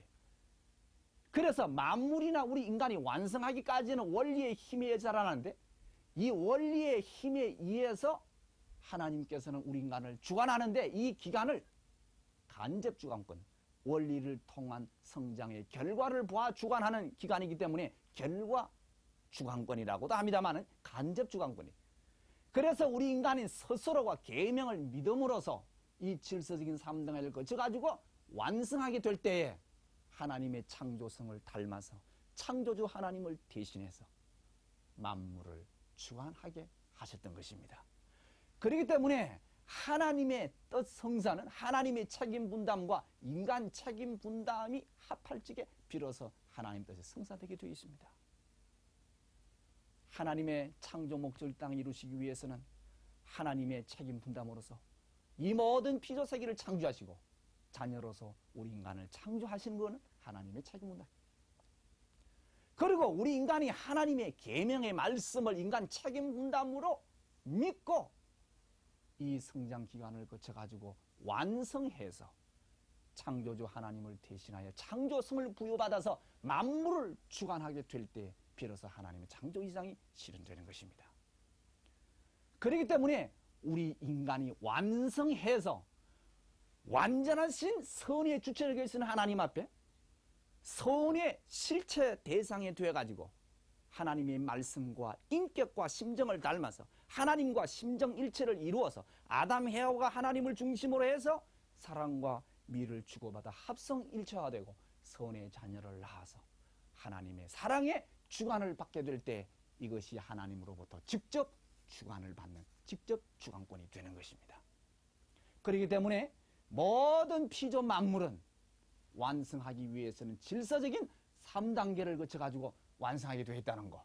우리 인간이 만물의 참된 주인공이 되기 위해서는 인간 책임 분담, 하나님의 계명의 말씀을 스스로 믿어가지고 완성해야 된다는 것을 말씀을 드렸던 것입니다. 그러면은 여기에 있어서 이 소성기, 장성기, 완성기 3단계를 거쳐가지고 완성하게 되어 있는데 이 3단계를 거쳐가지고 완성하기 때문에 이 3수는 완성수를 표시합니다. 하나님은 절대자이시고 이성성사로 계시기 때문에 하나님은 수리적으로 볼 적에 삼수적인 존재예요. 삼수적인 존재로 계시는 하나님을 닮아 지음받은 이 모든 피조세계는 전부 다 삼수를 근거로 해가지고 지음받고 있다는 사실을 우리가 알 수가 있습니다. 그래서 이 피조세계를 보면은 자연계를 보면은 광물이 있고 동물이 있고 식물이 있죠. 물질도 기체, 액체, 고체로 되어 있습니다. 식물을 보더라도 뿌리가 있고 줄기 있고 잎이 있죠. 그리고 하나님의 섭리의 경륜을 볼 적에 이 삼수를 중심하고 섭리를 하신 것을 알 수 있습니다. 성부, 성자, 성신 또는 천사세계에 있어서 누시엘, 가보엘, 미가엘 세 천사가 있었죠. 그 다음에 노아 가정때에 있어서 노아의 방주가 삼천청입니다. 그리고 아담 가정에 가인, 아벨, 셋, 노아 가정에 셈, 함, 야벳이 있었습니다. 뿐만 아니라 예수님의 일생을 되돌아보게 될 때에 예수님이 탄생하셨을 때에 동방박사, 목자, 시몬 그 사람들이 예수님을 증거했죠. 동방박사 세 사람이 세 가지 예물을 가지고 왔습니다. 그리고 30년 사생활 3년 공생의 로전을 거쳐졌고 베드로에게 다 굴기 전에 나를 3번 부인하리라. 어두움 3시간 그리고 3일 만에 부활하신 이란 예를 놓고 볼 적에 성경에는 이와 같이 삼수를 중심하고 섭리하셨다는 것은 우리 인간이 질서적인 3단계를 거쳐가지고 삼수적 완성 실체가 되지 못했기 때문에 구원섭리, 복귀섭리 역사에 있어서 삼수를 중심으로 한 섭리 역사가 계셨던 것도 이러한 원리적인 내용이 있기 때문인 것을 말씀을 드리는 것입니다. 그 다음 마지막으로 무형 실체세계와 유형 실체세계에 대해서 말씀을 드리겠습니다. 하나님께서는 당신의 선의 기쁨의 대상으로서 인간을 지었었는데 우리 인간은 하나님의 성상 형상을 닮아서 성상인 마음과 형상인 몸으로 되어 있다고 그랬습니다. 인간이 기뻐하기 위해서는 인간이 지니고 있는 성상 형상을 담게 한 형상적 실체 대상으로서 피조 세계를 창조하셨기 때문에 이 모든 피조 세계는 즉 천주 세계는 우리 인간의 성상인 마음을 닮아서 하나님께서는 무형 실체 세계를 창조하시고 형상인 몸을 담게 하셔서 유형 실체 세계를 창조했던 것입니다. 그래서 이 무형 실체 세계는 마음과 같은 세계고 유형 실체 세계는 몸과 같은 세계입니다. 그래서 마음을 닮아난 것이 몸인 것처럼 무형 실체 세계를 닮아난 것이 바로 유형 실체 세계입니다. 마음이 동기로 해서 몸에 어떤 행동이 나타나는 것이죠. 이와 같이 무형 세계가 동기가 되어서 유형 세계의 어떤 현상이 벌어지는 것입니다. 히브리서 8장 5절에 보면 저희가 섬기는 것은 다 저 나라의 모양과 그림자라고 했습니다.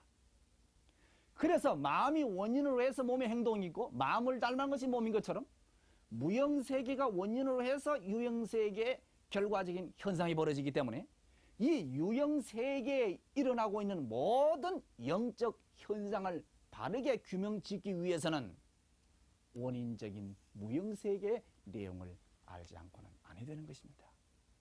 여러분, 사람이 살다가 죽으면은 흙으로 돌아감으로써 끝나는 것이 아니라 우리 인간의 속 사람이 영존할 수 있는 영원한 무형실체 세계가 있다는 것을 아셔야 합니다.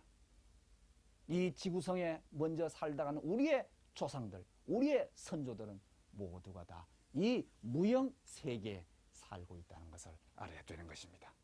그래서 우리 인간의 마음은 시간과 공간을 초월하지요.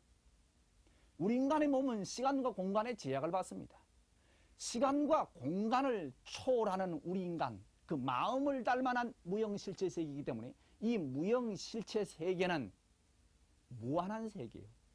영원한 세계입니다.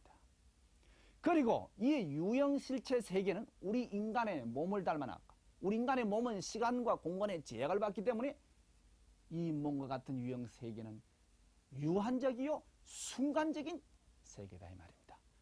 이와 같이 하나님께서는 우리 인간을 위하여서 무형실체 세계와 유형실체 세계를 상대적으로 창조해 놓으시고 이 두 세계를 주관할 수 있는 주관주로서 우리 인간을 창조하신 것입니다. 창세기 1장 28절에 보면 생육하고 번식하여 땅에 충만하라. 천지만물을 주관하라고 그랬습니다. 그래서 유형 실체 세계를, 이 자연계를 주관할 수 있는 인간으로 만드시기 위해서 이 자연계의 근본 요소인 흙과 물과 공기로서 우리 인간의 육신을 만들었기 때문에 같은 동질, 동요소이기 때문에 서로가 감각을 느낄 수 있습니다. 감성을 느낄 수 있습니다. 그래서 이 육신으로 하여금 유형실체 세계를 주관하게 하셨던 것입니다. 그리고 무형세계를 주관할 수 있는 영적 실체로서 이 무형세계의 근본 요소인 영적 요소로서 우리 인간 속사람을 지으셨어요. 그래서 창세기 2장 7절에 보면 흙으로 육신을 만드시고 코에다가 생기를 불어넣으니 생영이 된지라 하고 그랬습니다. 속사람이 영인체입니다. 그래서 하나님께서는 우리 인간의 속사람, 영인체를 영적 무형세계 요소로 지었었기 때문에 무형세계 요소와 영인체 요소는 같은 동질, 동요소이기 때문에 영적으로 이 세계를 느낄 수 있습니다. 감성을 느낄 수 있다 이 말이에요. 그래서 영인체로 하여금 무형세계를 주관하게 하셨던 것입니다. 여러분, 우리 인간에게는 반드시 속사람이 있습니다. 이 속사람의 모습은 육신의 모습과 똑같습니다. 내가 거울을 볼 때 그 거울에 비친 나의 모습이 다를 바가 뭐가 있겠습니까? 다만 다른 점이 있다면 거울을 보고 서 있는 나는 실체요. 거울에 나는 실제 나가 비춰진 모습일 뿐이지 모양은 똑같아 이 말이에요. 이와 같이 그 사람 육신과 속사람 영인체는 똑같습니다. 무엇이 다르냐? 육신은 흙으로 만들었기 때문에 다시금 흙으로 돌아가고 이 속사람 영인체는 육신을 벗고 육신이 노쇠하면 벗어버리고 하늘나라에 들어가서 영생하는 것입니다. 그렇기 때문에 전도서 12장 7절에 보면 너희의 육신은 땅으로 돌아가고 신은 주신 하나님께로 돌아간다고 그랬습니다. 육신은 흙으로 만들었기 때문에 노쇠하면 흙으로 돌아가고 속사람 영인체는 하늘나라 들어가서 하나님을 모시고 영생복락을 누리게 되어 있는 것입니다. 아무리 우리 인생이 육신을 쓰고 영생을 바라지만은 하나님의 창조 원칙이 그렇기 때문에 사람은 육신 쓰고 영생할 수가 없습니다. 그래서 인간은 육신을 쓰고 이 영인체를 완성시켜야 돼. 그래서 인간은 육신이 있음으로써 유형세계를 주관하고 영인체가 있으면 무형세계를 주관한다 이 말이에요. 두 세계의 주관의 중심체요. 더 나아가서는 이 두 세계는 인간을 중심으로 해서 주고받게 돼요. 인간은 이 두 세계의 중간 매개체, 화동의 중심체입니다. 그래서 영인체와 육신은 성상, 형상 관계, 주체와 대상 관계에 있어가지고 주고받는 수수작용을 하게 됩니다. 영인체는 무형세계와 주고받는 수수작용을 하고 육신은 유형세계와 주고받는 수수작용을 함으로 말미암아 무형, 유형 두 세계는 인간을 중심으로 해서 주고받는 수수작용을 하기 때문에 창조 본연의 인간은 무형, 유형 두 세계의 주관의 중심, 중간 매개체, 화동의 중심체가 되는 것입니다. 그래서 속사람 영인체를 통해서 영적 오간이 있어요. 이 영적 오간을 통해서 무형세계와 천사세계와 하나님과 교통하고 그 교통한 것을 육신의 육적 오간에다가 공명시켜 줌으로써 무형세계를 보고 듣고 느끼게 되는 것입니다. 마치 라디오나 텔레비전의 원리와 똑같습니다. 우리가 여기에 있어서 세계 각 나라의 뉴스를 보고 들을 수가 있습니다. 그것은 전파를 통해서 텔레비전의 불안관을 통과하게 될 때에 세계 모든 사건, 뉴스를 보고 들을 수 있는 것과 마찬가지로 영적 세계의 모든 내용들을 영인체를 통해서 육신 오간에다가 공명시켜주기 때문인 것입니다. 그런데 인간이 타락함으로 말미암아 영인체의 감성의 마비되어 버렸다 이 말이에요. 영인체가 고장이 났다. 고장난 텔레비전, 고장난 라디오는 방송국에서 아무리 좋은 프로그램을 만들어서 방영하고 전파를 보내준다 하더라도 내 집에 텔레비전, 라디오가 고장이 났으면 볼 수도 없고 들을 수도 없는 것입니다. 그러면 고장난 라디오와 텔레비전을 어떻게 해야 되느냐? 수순하는 정도에 따라서 보고 들을 수 있습니다. 우리 인간은 타락함으로 말미암아 고장난 텔레비전과 라디오와 같습니다. 수리공장이 몇 개야지요. 수순자를 통해서 권치해야 됩니다. 수리공장이 바로 교회요. 그 수순자가 바로 메시아이기 때문에 우리는 교회에 나오셔서 그리스도 메시아의 말씀을 통해서 다시금 영인체의 고장난 부분을 수순함으로 말미암아 영적 오간이 열리게 되면 하나님과 영계와 천사세계를 보고 듣고 누릴 수 있는 것입니다. 그리고 끝으로 우리 인간은 무영, 유영 두 세계를 총합한 실체상이에요. 하나님은 영인체를 담게 해서 무영세계를 창조하셨고 육신에 담게 하셔서 유영세계를 창조했기 때문에 무영세계를 총합한 실체상, 유영세계를 총합한 실체상 우리가 육신이에요. 그래서 우리 인간은 육신과 영인체를 담게 해서 무영, 유영 두 세계를 창조했기 때문에 창조 본연의 인간은 무영세계와 유영세계를 총합한 실체상이다. 그래서 우리 인간은 소우제라고도 하죠. 예수님께서는 마태복음 16장 26절에 온 천하를 다 얻는다 하더라도 목숨을 잃어버리면 무슨 소용이 있겠느냐. 우리 인간의 가치를 천주적인 가치로 보았던 것입니다. 그래서 우리 인간의 육신을 토로해서 영인체가 완성되기 때문에 아담 해하가 타락하지 않고 하나님의 3대 축복을 이루어서 계승완성하고 선의 부부가 되고 선의 부모가 되어서 원죄 없는 하나님의 자녀, 선의 자녀를 낳아서 선의 가정을 이루고 사회, 국가, 세계를 이루어서 이 땅 위에 천국을 실현시켰다면 우리 인간은 육신을 토로해서 천국인으로서 영인체가 완성하게 되면 육신을 벗어버리고 천상 천국에 들어가는 것입니다. 그런데 우리 인간이 타락해서 악의 실체가 되고 악의 부부가 되고 악의 부모가 되어서 원죄는 죄악의 자녀를 낳아 가정을 이루고 사회, 국가, 세계를 이루어서니 이 세계가 바로 사탄이가 지배하는 악주권 지상 지옥을 이루어서니 육신 쓰고 지상 지옥 생활하다가 보니 영인체가 악의 영인체로 성장해가지고 육을 놓고 천상 지옥에 들어갈 수밖에 없는 것입니다. 그렇기 때문에 예수님이 메시아로 이 땅에 오셨던 목적이 뭐냐? 인간 타락으로 이 땅에 지옥을 이루었으니 인간을 다시금 원죄를 벗게 하고 구원시켜서 천국인으로 복게 하고 그 다음에 천국을 이루어서서 우리 인간의 육신을 두고 지상에서 영인체가 완성되지 않고서는 천국에 들어갈 수가 없습니다.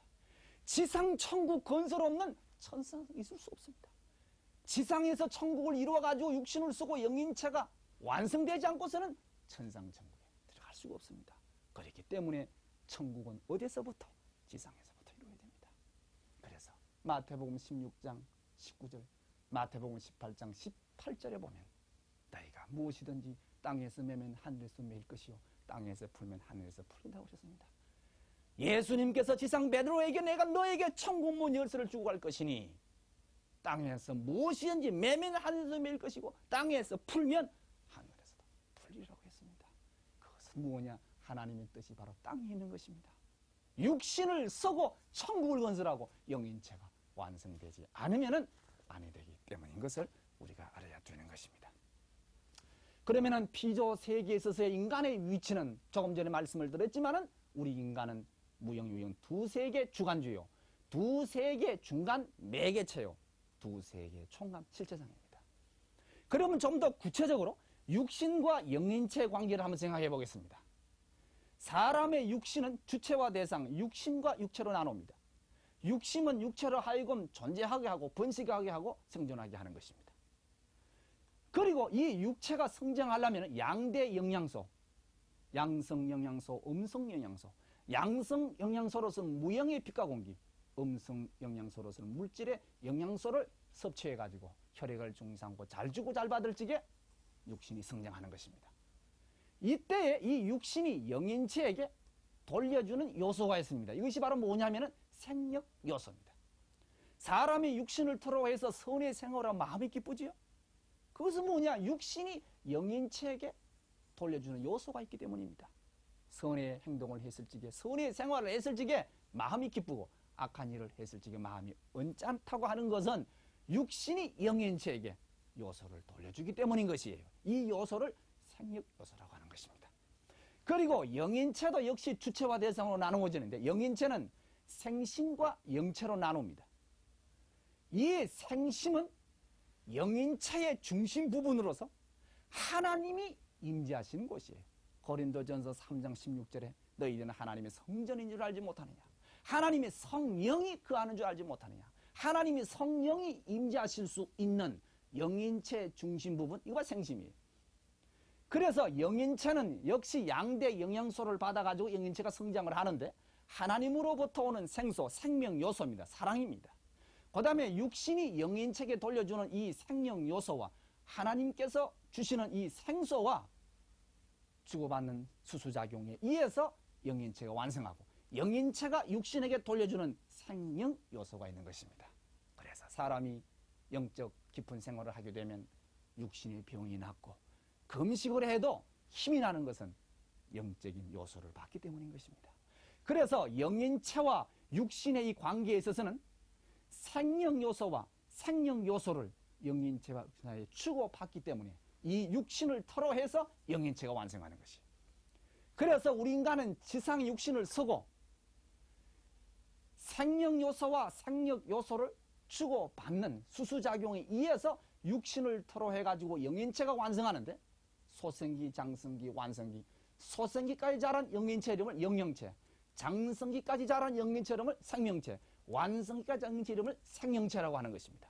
그래서 우리 인간은 육신을 토로해서 소생기, 장성기, 완성기를 거쳐서 영영체, 생명체, 생명체를 이루어서 지상무의 천국 생활을 하다가 육신을 벗고 천상, 천국에 들어가서 생활하게 되는 것입니다.